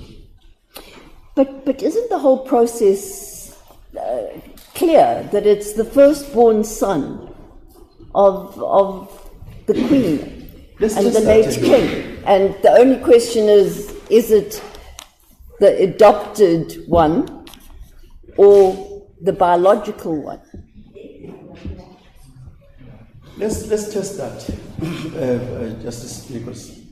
Firstly, one looks at what happened when His Majesty, the late King Goodwill Zwelithini, passed on. There is a will that identifies a queen. Now, if we go with this custom that is being that has been mentioned as a custom that predetermines who the heir is, we have a problem, because the head of the Zulu royal family, none less than a king, did not identify an heir who was his first son. Identified the queen. Sorry, I'm not with you, Mr. Mr. So I'm saying, yes, I'm trying to test the validity of this culture where the firstborn of the great wife is predetermined heir to the throne. I'm saying on the facts. Are you disputing that? Yes. On the facts of this case, the first thing that I invite the court to do is on the facts of this case. The king passes on. If the king would have known that he bore a son as king to replace him when he goes on, doesn't endorse that position of great wife, predetermined king. What he does is he writes a will, if that will is said to be valid, but there is that will. It writes a will where the throne goes to the queen. And let me debunk this story. If you read the will, it does not create a regency, because there was no point in creating regency. The only time you create a regency is when there is a minor. The king was not a minor when his father passed away. The king was already in his 40s. He was already old enough to assume the throne. But what happens is that his mother takes over, and there is a story about how she ended up becoming a regent, according to the papers. Buthelezi tells us, well, this was a regent. The will that gave her the position says she's a queen. She's actually the leader of the Zulu kingdom. It was not a regency. But what the Queen does, and you'll go to the letter of the Queen, and you'll see that she writes a letter to the Prime Minister and to the royal family. And in that letter, she's very careful not to usurp the role of the royal family. She says, I want to give up the throne. I'm happy that the king thought I could take the crown. I'm grateful for the trust that I have been given by the king, and but I want to abdicate the throne for my son.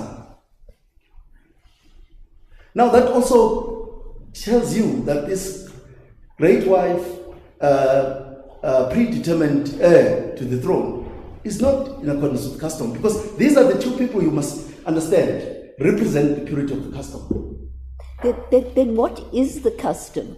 If it's not predetermined by the firstborn child of the great wife, then what is the custom? Then that's when you need to give the royal family the opportunity to come. So the royal family could choose anyone? No, they could just choose anybody.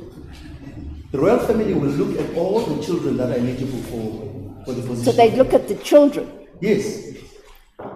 It's Mr. the Masudu, children. but surely there must be a custom which is going to guide them in terms of identification. And what is the established custom? Because surely there should be an established. No, it's dealt with in the papers by policy. It deals with it extensively.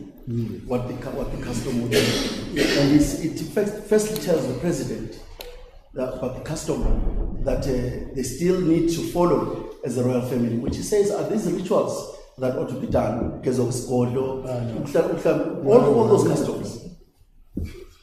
Sorry, President. Well, those were they really necessary before an identification process is undertaken, because the meetings were held left and right and center, despite the fact that according to Prince Mbonisi, ukuhlamba kwesihlalo,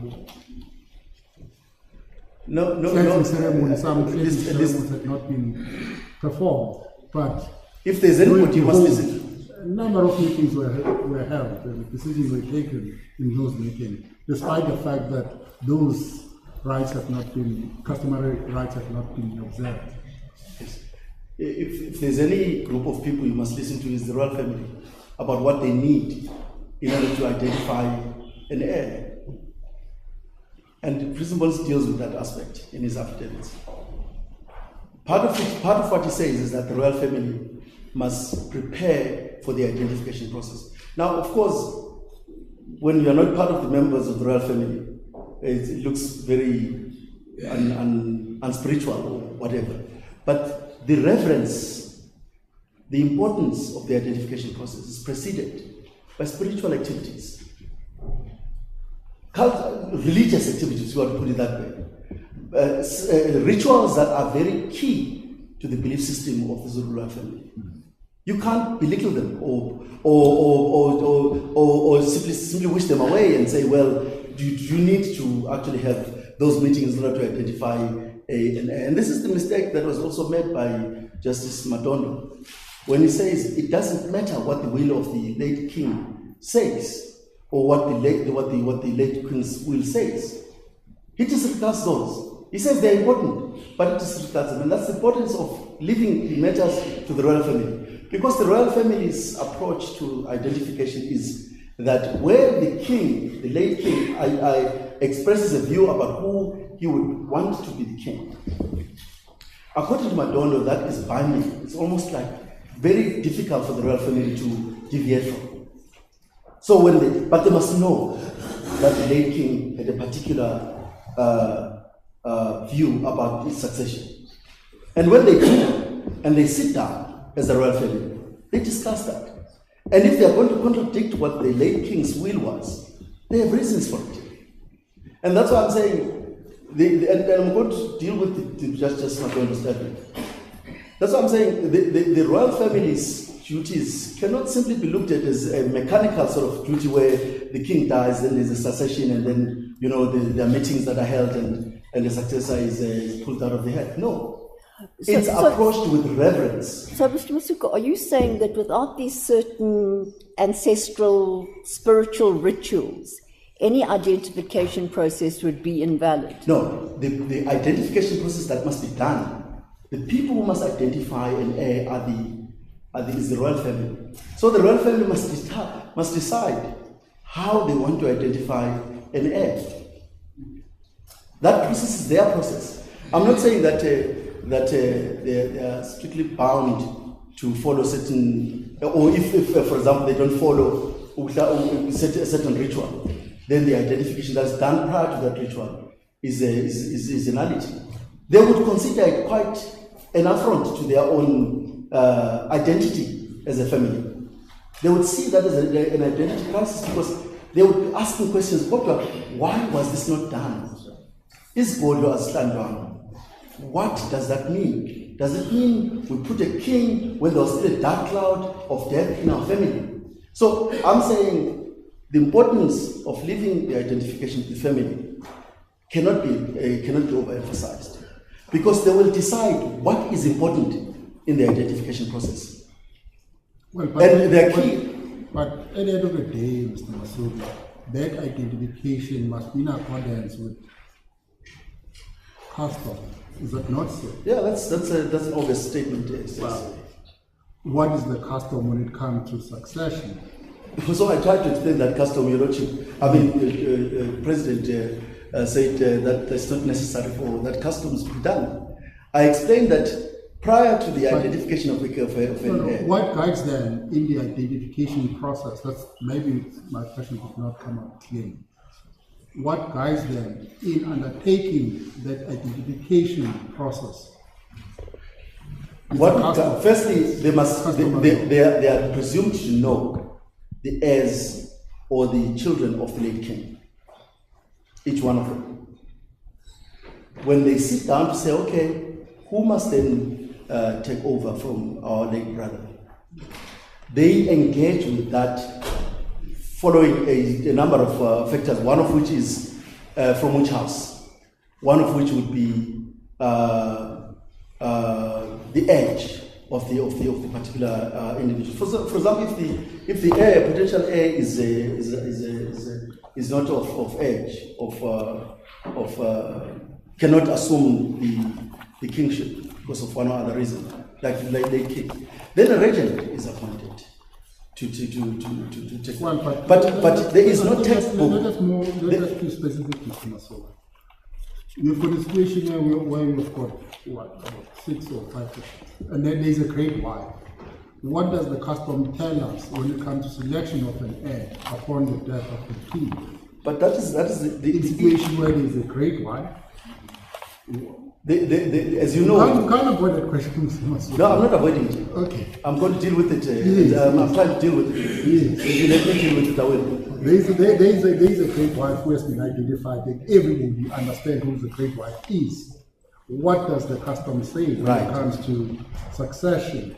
With specific reference to this case, yes, you will appreciate that the notion of a great wife is contested. I'm not sure. It is contested. There is a great deal of discussion about the idea of a great wife who is known only because of a relationship with the royal house in another kingdom. So Prince Mbonisi deals with that aspect in extensive detail in his affidavit. But it will seem to me can I refer you to 1337? It will seem to me that for all intents and purposes, the late queen was regarded as a great wife. What would be the evidence of that, my late? Prince Simawate is saying. No. Mbonisi, the father of Smagate, says differently. He says differently. Who are we going to believe? And Princess Mbonisi said she left the king and went to stay as Swati. No, my lord, with respect to the president. Yes. I think we've got to be fair to what Mbonisi says about the notion of great wife. I'm trying to refer you to a paragraph or paragraphs where it deals with the notion of a great wife. All right. Because I think what you are saying now is it does not deal with the great wife issue. The great wife issue is debunked at the level of, firstly, a great wife is introduced as a great wife to the family. That's what It's not says, I know, yeah. Yes, there is no evidence from the brothers of the late king that the queen was in fact introduced as a great wife.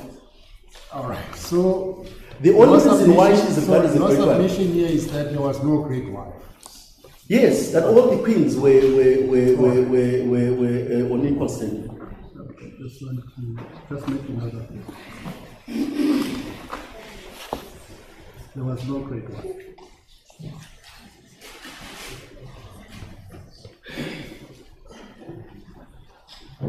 And what about the settled custom that Advocate Nkotobi brought our attention to, that any queen born of royalty takes precedence over the others? No, so a great wife is appointed by the if I may use the word loosely, husband. Yes, no, I'm asking you, what about the settled custom? You say settled. Yes. Yeah, Is it but that's what I'm settled? You don't contesting. accept it. No, that's what I'm trying to And explain. the second one is the fact that the lobola is paid by the Zulu nation. All It's, the queens, an edge over the others. all the kings, queens, the lobola is paid. It's paid. Paid by Can I ask the question? Where in the papers are you asking me to refer you in order for me to support that proposition that you're putting to me? Where in the papers do you have a confirmatory affidavit saying here is a group of people that went to Eswatini who negotiated the lobola, and this is what they said was their mandate when they went to Eswatini to deal with that aspect. It's all said by Prince Buthelezi. That's what he says. So we should ignore the evidence of Prince Buthelezi. No, I'm not saying you should ignore it. to What you should do is you test it. Test it against what the members of the family that wants to appoint an heir, say. Test it against it and see whether or not it is correct to suggest that a princess from another royal family who marries into the family of another royal family immediately assumes a position of a great wife. Test it and see whether that is a tradition that was understood by anybody. But you will not find the evidence that you are looking for, where somebody went to Eswatini on the instructions of the Zulu kingdom. The chiefs that went there, that we understand went there, and they negotiated Ilobolo, and then there was that exchange which signified marriage between the two kingdoms. Yes, so No your confirmatory submission is affidavit. that there's no settled customary It's not a law settled on custom. that. Yes, no, we'll make a note of that, together with your submission that there was no great one. Yes, and if you look at volume 7, Okay, let's go there.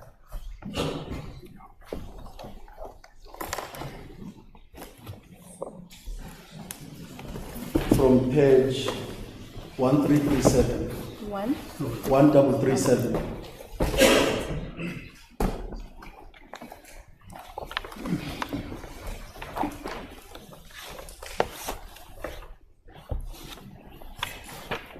Yes.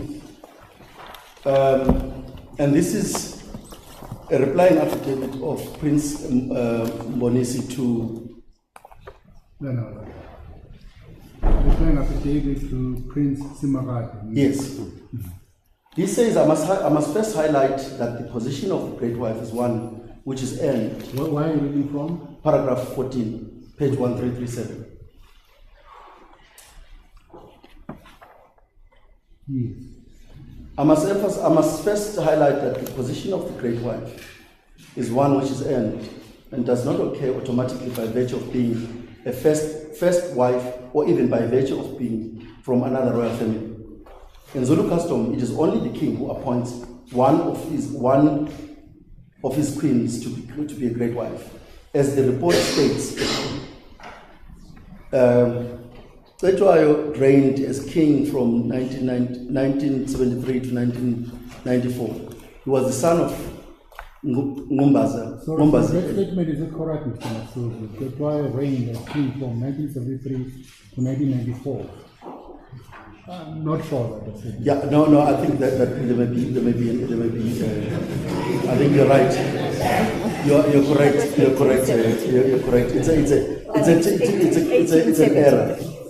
Should be 18. But you can see that it's an error because the very next paragraph says the actual reign of King Cetshwayo was 1873 to 1879.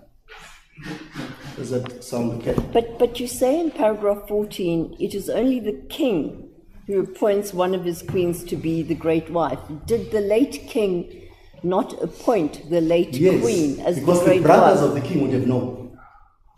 It's not a private affair. Appointing a great wife is not a private affair.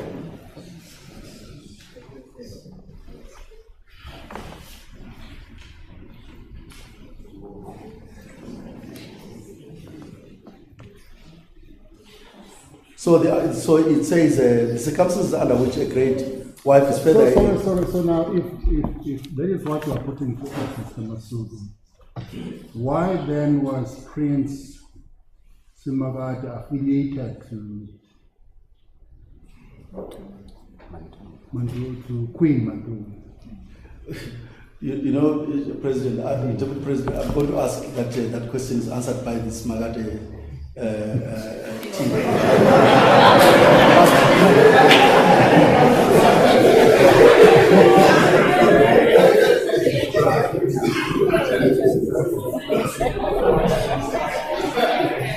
We're talking about the people from the same family. You can't have a situation where one says this and the other one says that. You are confusing the nation. No, we're not. We're trying to clarify the issues. No. You want President, you know that the royal family accepts entirely that Prince Magadi is eligible to be identified as an heir, but the royal family must do that. And you say that Ugufagwa is for them irrelevant. What Fagasiswini and all the other... It's completely irrelevant. Okay. It's irrelevant. He is the son of a king. He can claim his lineage and heritage to a king. And that's what gives him the right to stand as an heir, potential heir. And that's what the royal family is telling us. It's telling us that we don't even want to be confused about Fagasiswini and all those kind of cultural adoption methods. The issue is from the perspective of Prince Monises and the brothers, is that Prince Smagade was not didn't go through that process of Fagasiswini.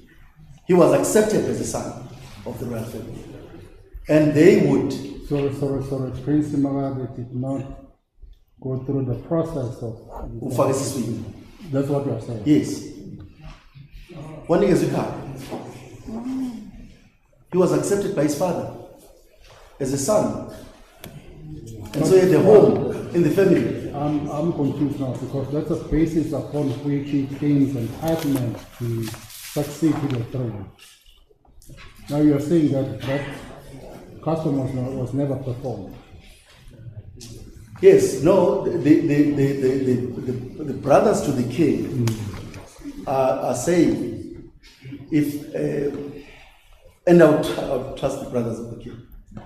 They will not exclude Prince Magadi from being considered as an heir on any basis. They will consider him as an heir, potential heir, because he is the father of a king, their brother. Son. Sorry. Father. Yes. Son. Yeah, no, it's late in the afternoon. Let's go to the letter which Princess. Sorry, I'm not hearing you.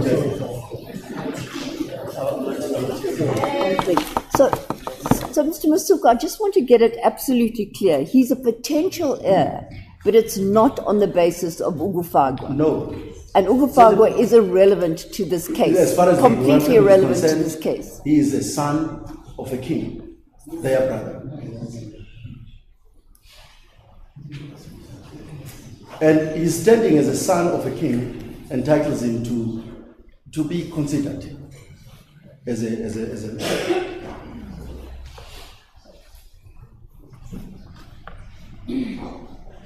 And perhaps just to close down on the issue of the great wife, there is just been handed a reference to which comes from volume 24, page 4694. Volume 24. Page 4694. Well, it will start in page 4693, paragraph 14.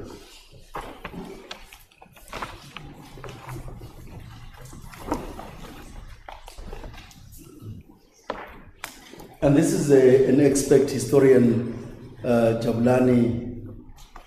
Jabulani Mapalala, says, in terms of Zulu customs, the wife born of royalty and for whom Ilobolo is paid for by Isizwe, the Zulu nation, is the bearer of the king. Historical records bear this out. The custom was recorded in the Court of Natal Native Law, Civil and Criminal, framed under the provisions of Section 4 of Law 44 of 1887. It says succession and inheritance in the families of hereditary chiefs in charge of tribes are determined in like manner as with commoners to the house of the chief wife. The chief wife of such chiefs is generally taken later in life. Helobolo is usually made up wholly or in part by the tribe, and their status publicly announced. But I'm not sure if this supports your argument, because if you go to paragraph 12 or 11, it says this: the successor to the king of the Zulu nation is a matter dictated primarily by Zulu custom. An heir to the throne is not voted for but determined by birth. Zulu custom prescribes that an heir to the throne should come from the offspring of the king's great wife. No, so that's where the dispute is. But I thought you were referring to this as support for your argument, which it seems it's not support for your argument. No, it doesn't support my argument in one way, but where it supports my argument is where the requirement that a great wife is publicly announced. And here are the brothers of the late king telling us that there was no public announcement on a great wife. Well, it's Lobola for it. No, but so we must find out if there is any evidence. Sorry. Surely somebody must have been part of the communication. But Deputy President, who paid Lobola for all the king's wives? That's exactly the point I'm trying to raise. That why are we trying to fit in something that the brothers are telling you that this process of a great wife is one they would have known about. It would have been announced. And in fact, they go further. They say the position of a great wife would, in fact, if it was taken the way it's being taken, it would be greater than that of the king, because the king is appointed. Is appointed. The wife, the great wife, simply walks into a family and becomes a great wife, and from then on, then a great child must come from that scenario. I'm saying it's not a settled issue. And because the brothers of the family are telling you that the king, the late king, treated his wives all the same. He did not have a great wife. There would have been a public announcement that she was a great wife.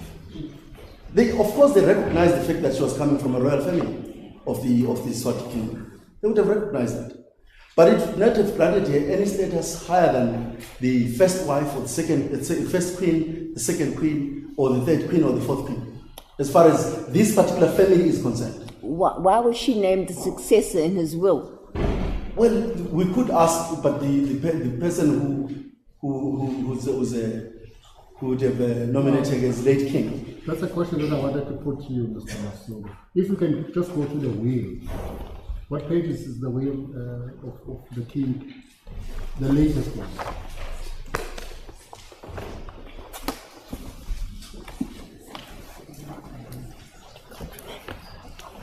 Okay, let me just see if I can get it here. Okay. It's one at 103. Well, volume 1.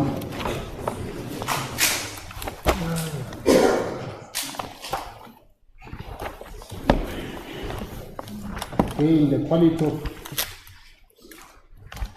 copying is very poor. You badly read. Yes, that's the. I don't know what that is. So it's a. Sorry, madam. Is the paragraph you are referring me to the paragraph?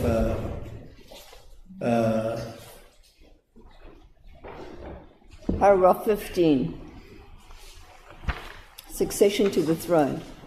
Paragraph 15. Yes. So there, of course, there is no mention of a great wife.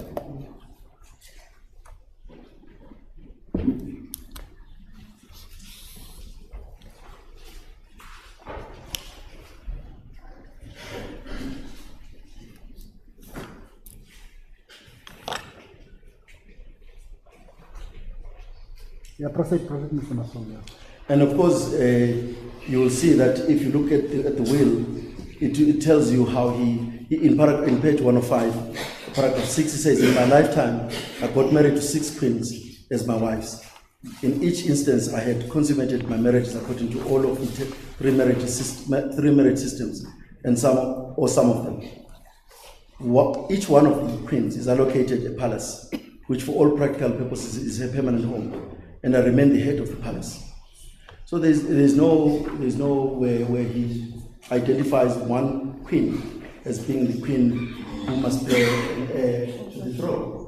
And to be very clear, this is something that would, of course, if the late king had.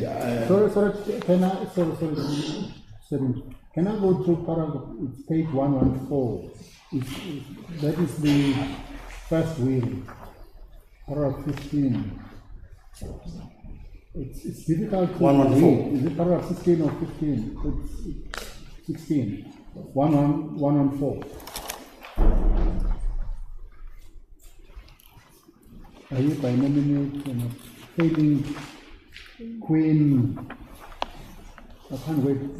Queen. We have the original. So it says, I don't have the original, but I think it would be. It says. Can somebody assist us with the original? Who has got a better copy at least, because it's important for us to establish that. Page 114, volume 1.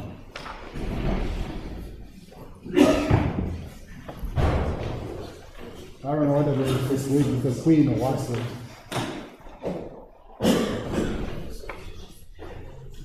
I hereby nominate and appoint. Would say that would be Queen as my successor. Queen who? It's common knowledge that it was actually Queen Mandon that was nominated. No, nobody disputes that.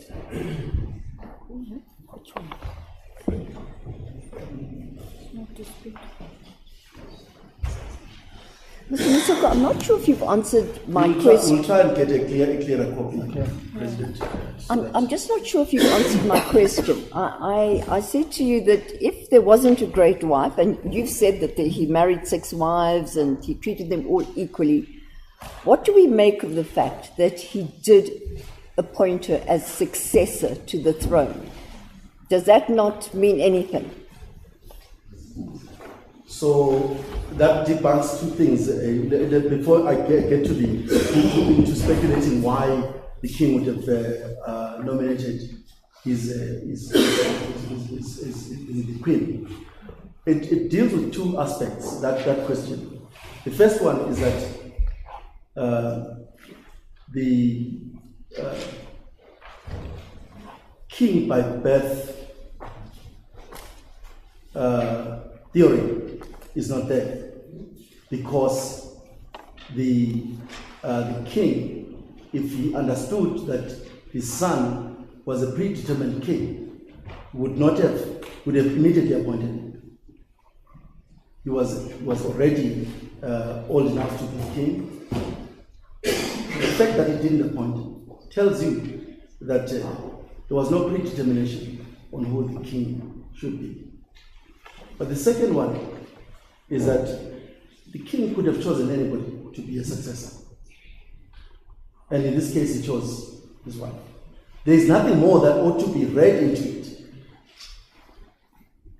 He could have chosen his sixth wife or his second wife, or he could have chosen even the current king as a successor to the throne.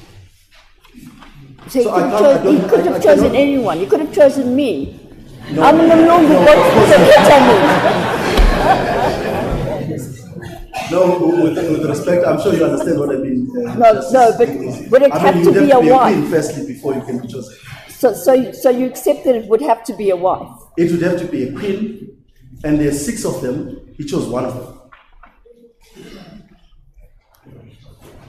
There's nothing special about we can't read into that choice the existence of a great wife,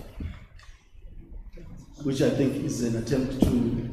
That reading is being read into it. But we shouldn't read that, because, as we say, the brothers to the king would have known and experienced the public announcement that this wife ought to be treated specially, because other than being the bearer of a king, is actually the great wife.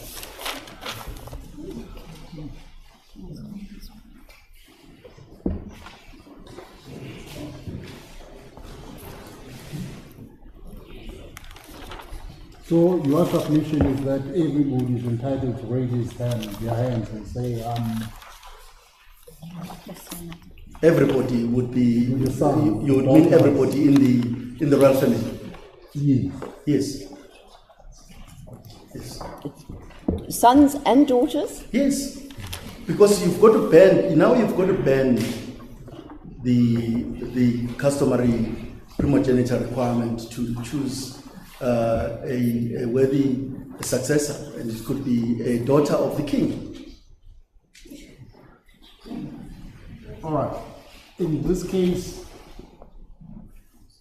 what part of the custom was breached in the identification process? Firstly, President, the meeting of the 14th was a meeting which was called for the ritual cleansing. It was a meeting for the royal family to mourn. On that meeting was piggybacked this identification meeting, which in itself was not an identification meeting. If you go to the meeting itself, it was a meeting in which the king was introduced. The meeting cannot constitute culture. It's something else in the meeting. The culture is something according to which somebody is identified. So I think that we have to make this thing clear. The culture is a process, or it's something according to which somebody is identified. Yes. And it can be a meeting, it can be And I have said to the court that the first issue, and this I said was a very important point, is that culture would point to the royal family as the decision maker on the identification process. The decision makers, as far as the identification process is concerned, is the royal family. It's not anybody else. Well, but the royal family is an institution, Mr. Misuzulu. But the process of identifying a person who is going to be a king, it's something that must be done in accordance with the custom. So you need to identify the custom first. Once you've identified the custom according to which the nomination process takes place, then you say this particular custom was breached, and therefore the identification decision was unlawful. Yes, but I'm not sure whether you're President, you are suggesting that my answer, which is that as part of culture, the identifier of an heir is the royal family. So the first thing that happens, the royal family sits and the royal family must be identified. They then say, in accordance with custom. yes, part of the custom is What the royal is family. the custom? So the first custom, the first element of the custom is the royal family coming together and meeting.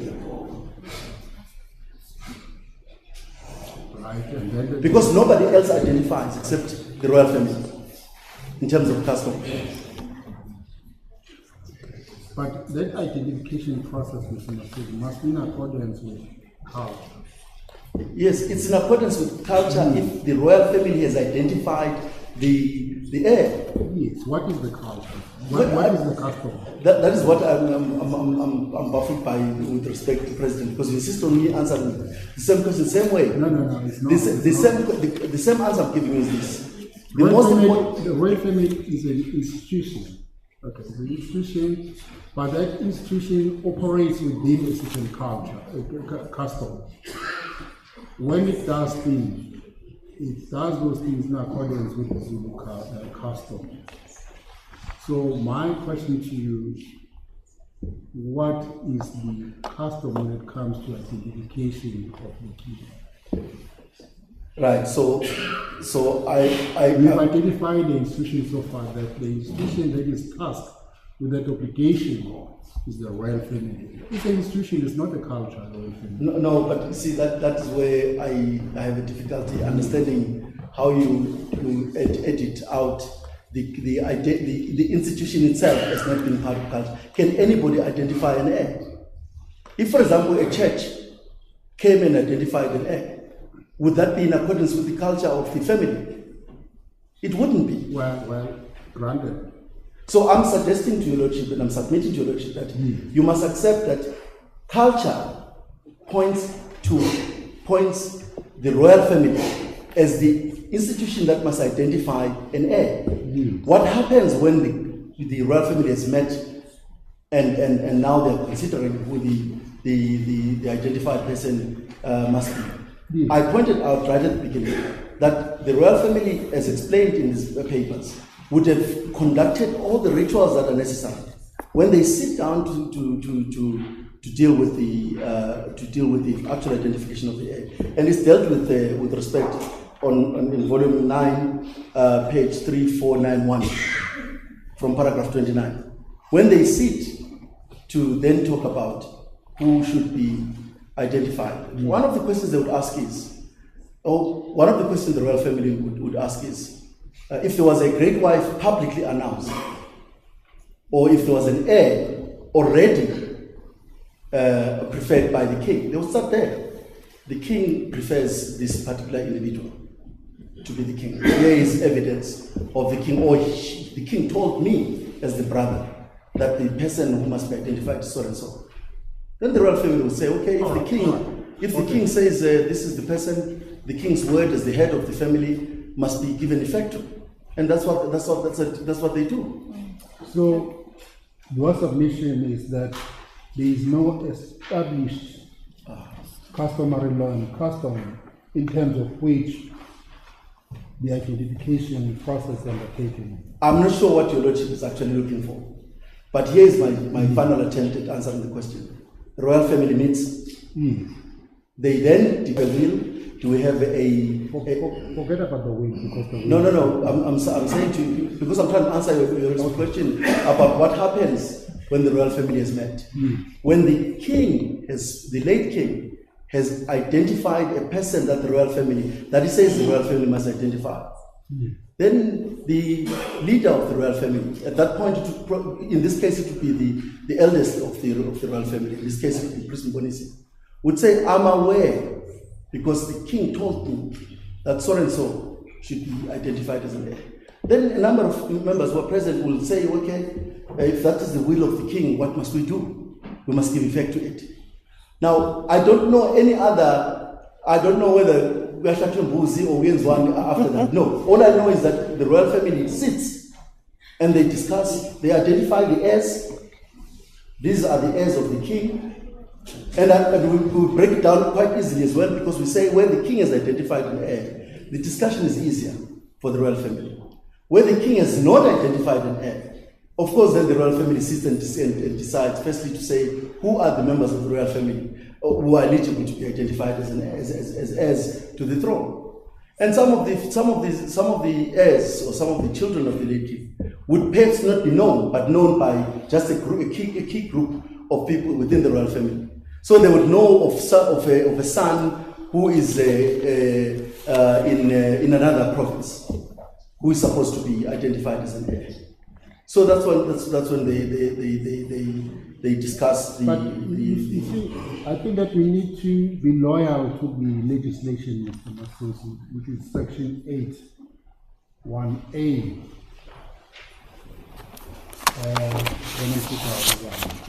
You see, it says the royal family concerned must identify a person who qualifies in terms of customary law and custom. So that identification process must be in accordance with customary law and custom. So my question to you, to your knowledge, what is the established customary law and custom when it comes to identification of a king within the royal family? So can I then refer your lordship to, sorry, Deputy President, to volume 9, page 3491. Okay. Volume 9, page 3491. 3491.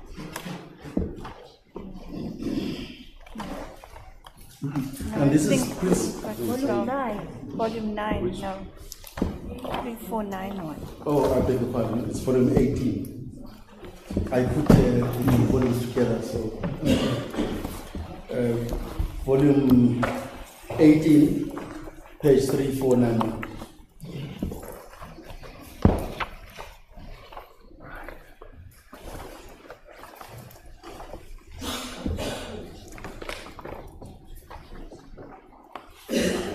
You are there? So if you look at paragraph 29, so it's procedure in the identification of an heir. Paragraph 29, 29. and up to paragraph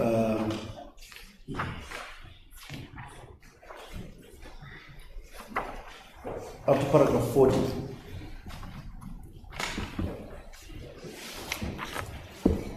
Yes. So Prince Monis deals with what happens, what the procedure in the identification of an heir is.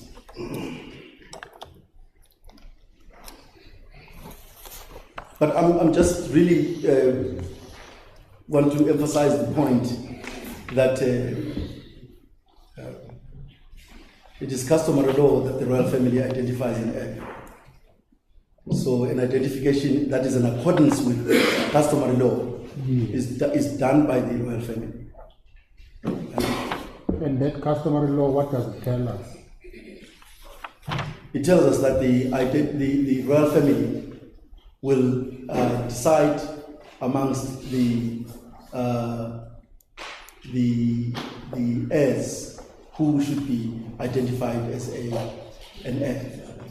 No, but that person who is identified must meet a criteria in terms of Section 8(1). I understand, I appreciate that. Yes. But that person who is identified, the criteria that he or she meets, must be that is yes, must be a son or daughter of late king. And it really doesn't matter. And sometimes, okay, there are certain instances where, as in this case, where the 13 houses of irrespective of the ranking of the house in which that person was born. If there's, Let's say there are 3 houses, 1, 2, 3, so anyone from any of these houses can. The criteria is there must be children of the king. Well, that's what I'm saying. There are 3 houses. Yes. Here there were 6. Well, okay, for sure, fair enough. Yeah. So any of those children who are sons of the king are eligible for identification. I can see no cultural basis for excluding others. All right. Well, I think that I exhausted the identification on. Yes, so we will also realize that in that same affidavit, there is a great deal of amount committed to explaining who the royal family members are, with the duty to appoint or to identify an heir. We say that within the royal family there is the ruling family, which is the family of the king. And that is why, where a king has identified a particular individual as the successor, the royal family would consist of the brothers and the sisters, would immediately give effect to that particular, would seriously consider giving effect to the king's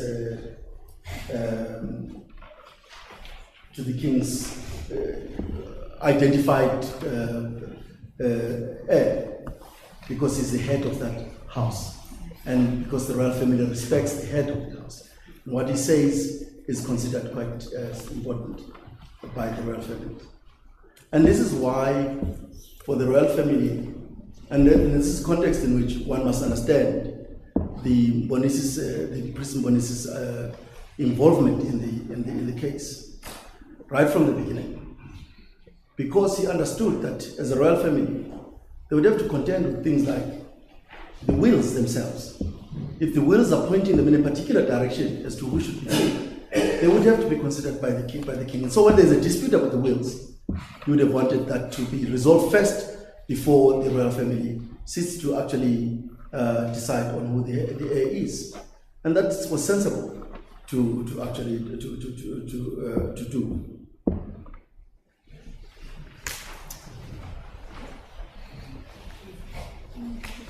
So, and then there are many. Let me just reorder the way I wish the court to appreciate the application of Prince Mboni's.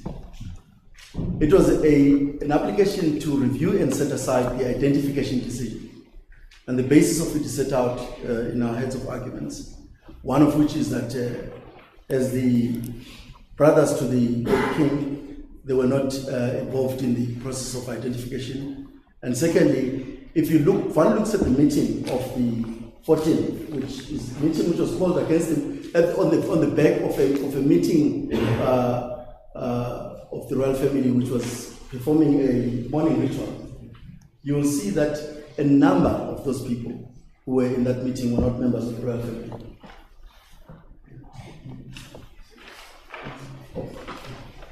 So if one would deal with that in volume 9,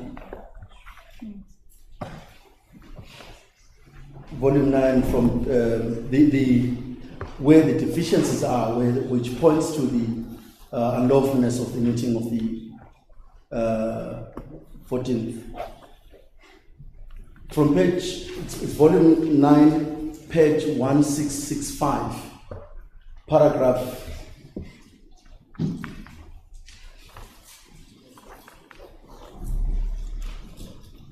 Actually, sorry, we could go to page 1664, paragraph 44, from paragraph 44, where, I beg your pardon again, if we go a little back, 1664, paragraph 42.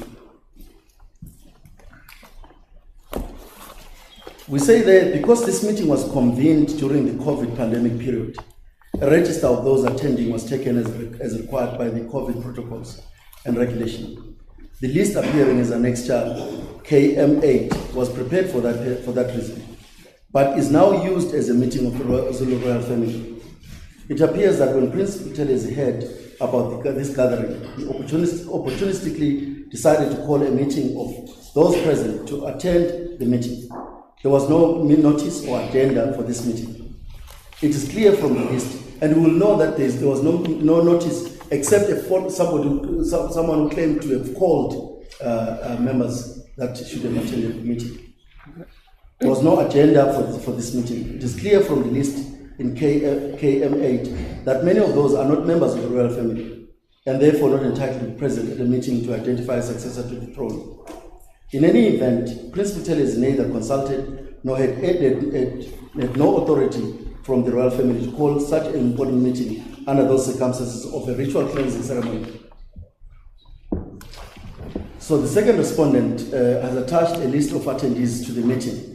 And I want to go straight to where there are serious problems when one looks at the list that was provided. And that is in paragraph 48. The first is that the type list 1, Annex M9, demonstrate that some attendees were not members of the royal family. For example, number 8 in the list is Princess Phumzile, is recorded as coming from the royal house of KwaKhangela and the lineage of King Misuzulu. There is no member of the royal family by the name of Princess Phumzile from KwaKhangela. The Phumzile we know is of Prince Butele's daughter from KwaPindangeni. Number 9 is recorded as Prince Mthokozisi from a house or institution called KwaPindangeni and the lineage of King Solomon. There is no royal house called KwaPindangeni, as it is Prince Butele's home. Prince Mthokozisi does not come from the lineage of King Solomon. Number 17 of the type list has no name. Number 18 is Pilane Makosa, who is not a member of the royal family. Number 19 is ST Zulu, who is from the institution called Ntem, and you'll see there it's not even complete. There is no such royal family. Number 22 is recorded as Ekaba, who is allegedly Induna ya KwaKhangela. This is false. Induna ya KwaKhangela is Ndwandwe and not Kaba. Second respondent ought to know rather than this information. Number 23 is not named, yet is recorded as coming from the house of KwaKhangela and the lineage of the second respondent's father. Number 24 is recorded as Lamini from the house of Pongola. There is no such a house, a royal house in the Zulu royal family. There is similarly no lineage recorded. Number 30 is referred as Indunkulu, and no further details are recorded. Number 31 is someone whose name is not recorded, but whose house is recorded as the Usutu royal house and lineage as that of King Zwelithini Kabehuzu. Number 32 is recorded as Indunkulu Dlamini from the institution or house called Edumbe. Since there is no Zulu royal house called Edumbe, it must be an institution. There are no further details of this institution and its relationship to the royal family. Number 40 is recorded as Ntembo from an institution called Enyonini. Because there is no royal house called Enyonini, Mr. Ntembo's lineage is not recorded. Number 41 is recorded as Tulebona Zulu from an institution called Ebu Sisweni Endumeni Kamfihlo. There is no royal house by this name. In any event, his lineage is not indicated. So you will read all this that is recorded in these paragraphs, and you will see that reliance on this minute of the 14th of May as evidence of a meeting of the royal family, it cannot be right. It's not a meeting of the royal family, yes, but it's not a meeting of the royal family that is a duty to identify.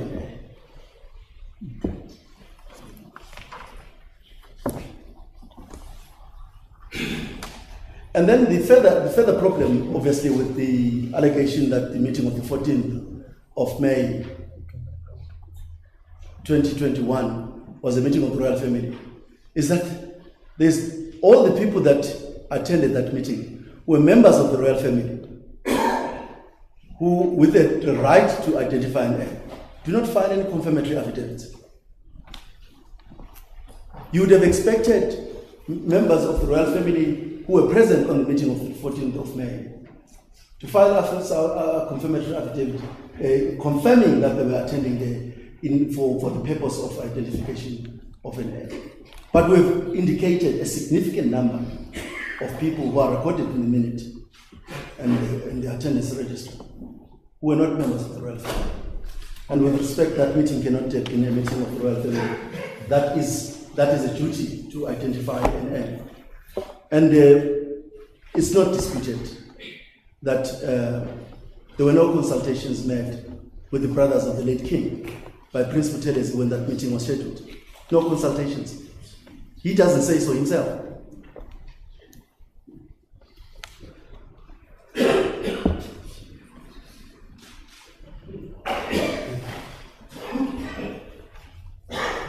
And there's a much more bigger problem.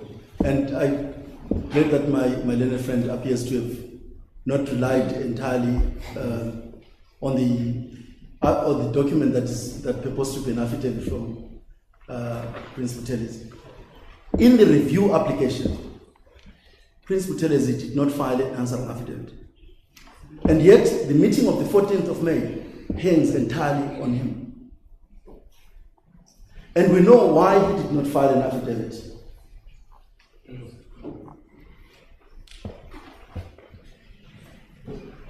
You will find that in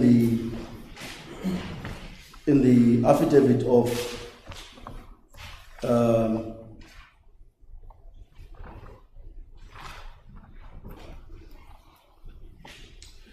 King Misuzulu, which is in volume 21, page 4141. That's where it begins. Sorry, volume? Volume 21, page 4141. That's where the affidavit begins. And in this affidavit, you'll see from page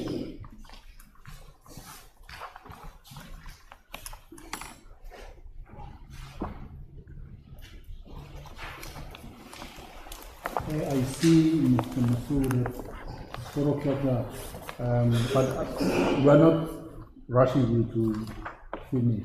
No, If you still have some more submissions to make, that's fine. Yes. We can proceed tomorrow. I do, Yes. and I crave a moment to reflect on some of the things that you've been putting to me. So tomorrow I'll be a bit sharper than I have been. Second part is here. All right, but we still have about 5 minutes. Yes. So my lord, if you look at that affidavit, Yes. I want to point a specific paragraph where he explains why the affidavit was not filed on time.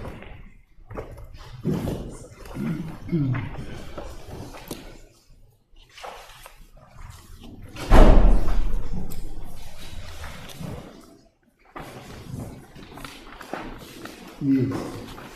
Sorry, my lord, I'm just trying to cruise through to see exactly which paragraphs I must. No, sorry. Is the affidavit the postponement affidavit?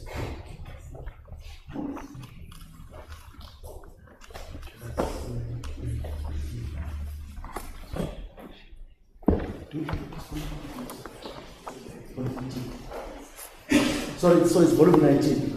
But hang on to that paragraph, that volume, because it's an important volume for what I'm going to say. So if you look at volume 19, page 3723.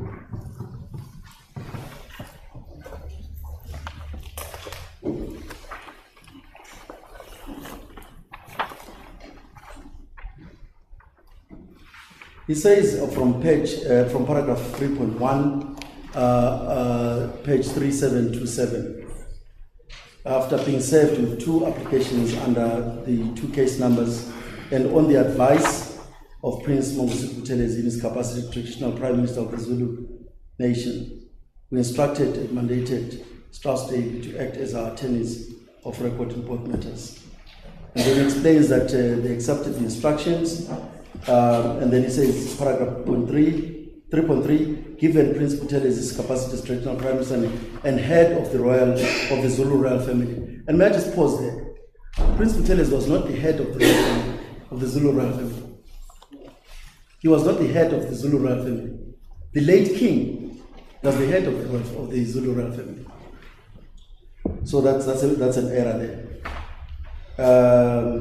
And then he explains that Prince Buthelezi was to depose a comprehensive affidavit, and then when that happened, he expected that affidavit to be deposed. You see paragraph 3.4, he says, on this basis, Trust Daily, in their capacities, the attorneys of record, for both Prince Buthelezi and myself, briefed Advocate Madonsela SC to attend to the drafting and settlement of affidavits. And then he says that all relevant acted in good faith, but mistaken belief that Trust Daily would attend to these matters on our behalf, and further that they would communicate. But that whole section that deals with silent facts and good cause for postponement is important for the court to have regards to. The issue I would point out is that at some point the king says Buthelezi essentially refused to sign the affidavit. And he says, I'm not going to give you reasons why he refused. Although they met and he knows what the reasons are. He says, I'm not going to give you those reasons. And that's why you can't rely on the affidavit. You can't rely on it. Because if Prince Buthelezi, who had the affidavit in his hand, said, I am not signing this affidavit, that says a lot. And precisely because his authority to represent the Zulu family had specifically been asked by Prince Mbonisi. And that was he was specifically asked to state on what authority he is representing the royal family and who in the royal family is represented. Now those are critical questions because they answer the question of his authority to even call the meetings that the review application was asking him to explain. At the very least, because he was the author of the meeting of the 14th of May 2021, the review application was the best place to place whatever evidence he needed to place in order to justify the meeting of the 14th as a meeting of the royal family. So in the review application, there was no affidavit by Prince Buthelezi. And I can understand that the reliance is now placed in affidavits that were filed in other court applications where the interdicts were being sought, and where that aspect of the meeting of the 14th was dealt with. But if you are looking at the review application of the Prince Mbonisi, and you're asking yourself who in the respondents must deal with the meeting of the 14th of May 2021, it is Prince Buthelezi. And here the king tells us Prince Buthelezi refused to sign an affidavit that had been drafted and that was ready for signature. But he won't tell us why he did not sign. So you can't even use it because the reason why he did not want to sign the affidavit must say to the court in the review application, as far as Prince Buthelez's obligation to explain the problems that were raised by Prince Mbonisi, he didn't answer that question. He didn't answer anything about the meeting of the 14th. And now we have to go into applications that did not specifically challenge and seek to review and set aside the meeting of the 14th. And you will know that all the interdictory affidavits that are referred to, especially the ones that where it suggested that the res judicata principle applies, they were all applications in which there was no attack, lawfulness attack on the meeting of the 14th of May 2021. All that the royal family said was we need time. So Prince Mbonisi's approach was interdict any process that will make it difficult for the royal family to perform their ancient responsibility, which is to identify an heir. It was an interdict. It was not a review. So there was no attempt to look at the record with a view to determining whether or not the meeting of the 14th of May 2021 was a meeting that met the requirements of a Section 8.1a meeting, the Section 8.1 meeting of the royal family. But the issues in both proceedings, was it not the same issue whether or not King Misuzulu's identification was in accordance with customary law and custom? No, it wasn't. Especially if you look at the identified specific relief that principle is saying. But can I just take something? I want to answer the question quickly. Yeah. But if you go to volume 21, page 4063, the notice in terms of Rule 7 is the one that deals with the authority of Prince Buthelezi to represent the royal family. That's volume 21, page 4063.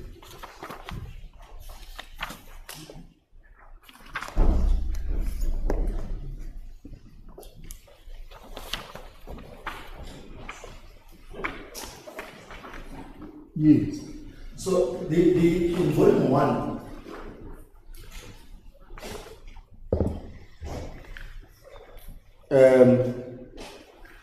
you will see that what is very volume 1, which is the judgment of Madondo, it's on page, the page is at page 126, but the specific paragraph that I wish to refer to, Deputy President, you did mention paragraph 91. Paragraph 91. Essentially, Justice Madondo was not creating a res judicata scenario in respect of his findings. He was aware, as King is okay. We have introduced now the new subject, so the time is against you. I'm happy to stop here, but I just wanted to say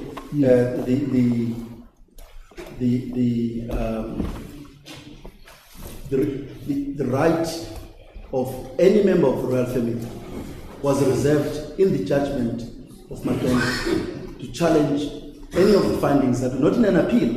He specifically refers in paragraph 91 to a review, and I was going to refer to volume 21, page 4156, which is an affidavit of His Majesty King Misuzulu, Zulu, paragraph 5.8, which specifically sets out the legal position in respect of the review. It says, pending the decision to recognize and identify the king, the president or the premier is obligated by the Leadership Act to ensure that the identification process complied with customary laws, customs and processes. In other words, the internal processes prescribed by the Leadership Act must be followed before a decision could become subject of a review. So, Justice Madondo himself did not create a situation of res judicata because he accepted entirely that the issue of the lawfulness of the meetings of the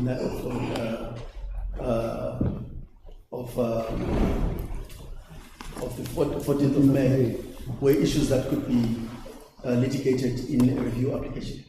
He was in no position to deal with the amount of material that the review application has had to deal with, which includes the record from the president telling us exactly what in the president's desk, what was there in the president's desk that he considered before making a decision to recognize at that time Prince Misuzulu. All right, with that, the court will adjourn until tomorrow, same time, quarter to 10. Mr. Masu, you are still on your feet. All right, the court adjourns until tomorrow. Thank you.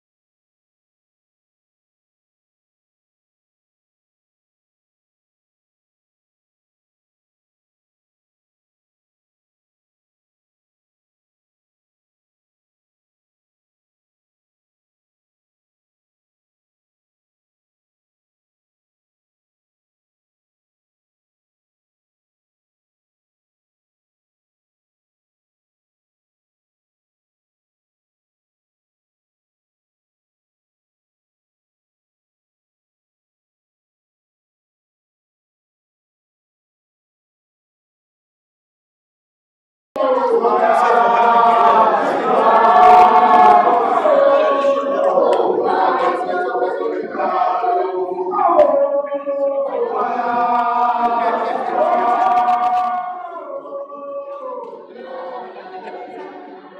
we just, yeah, so we're just gonna get your response. I hope they don't call me anytime soon.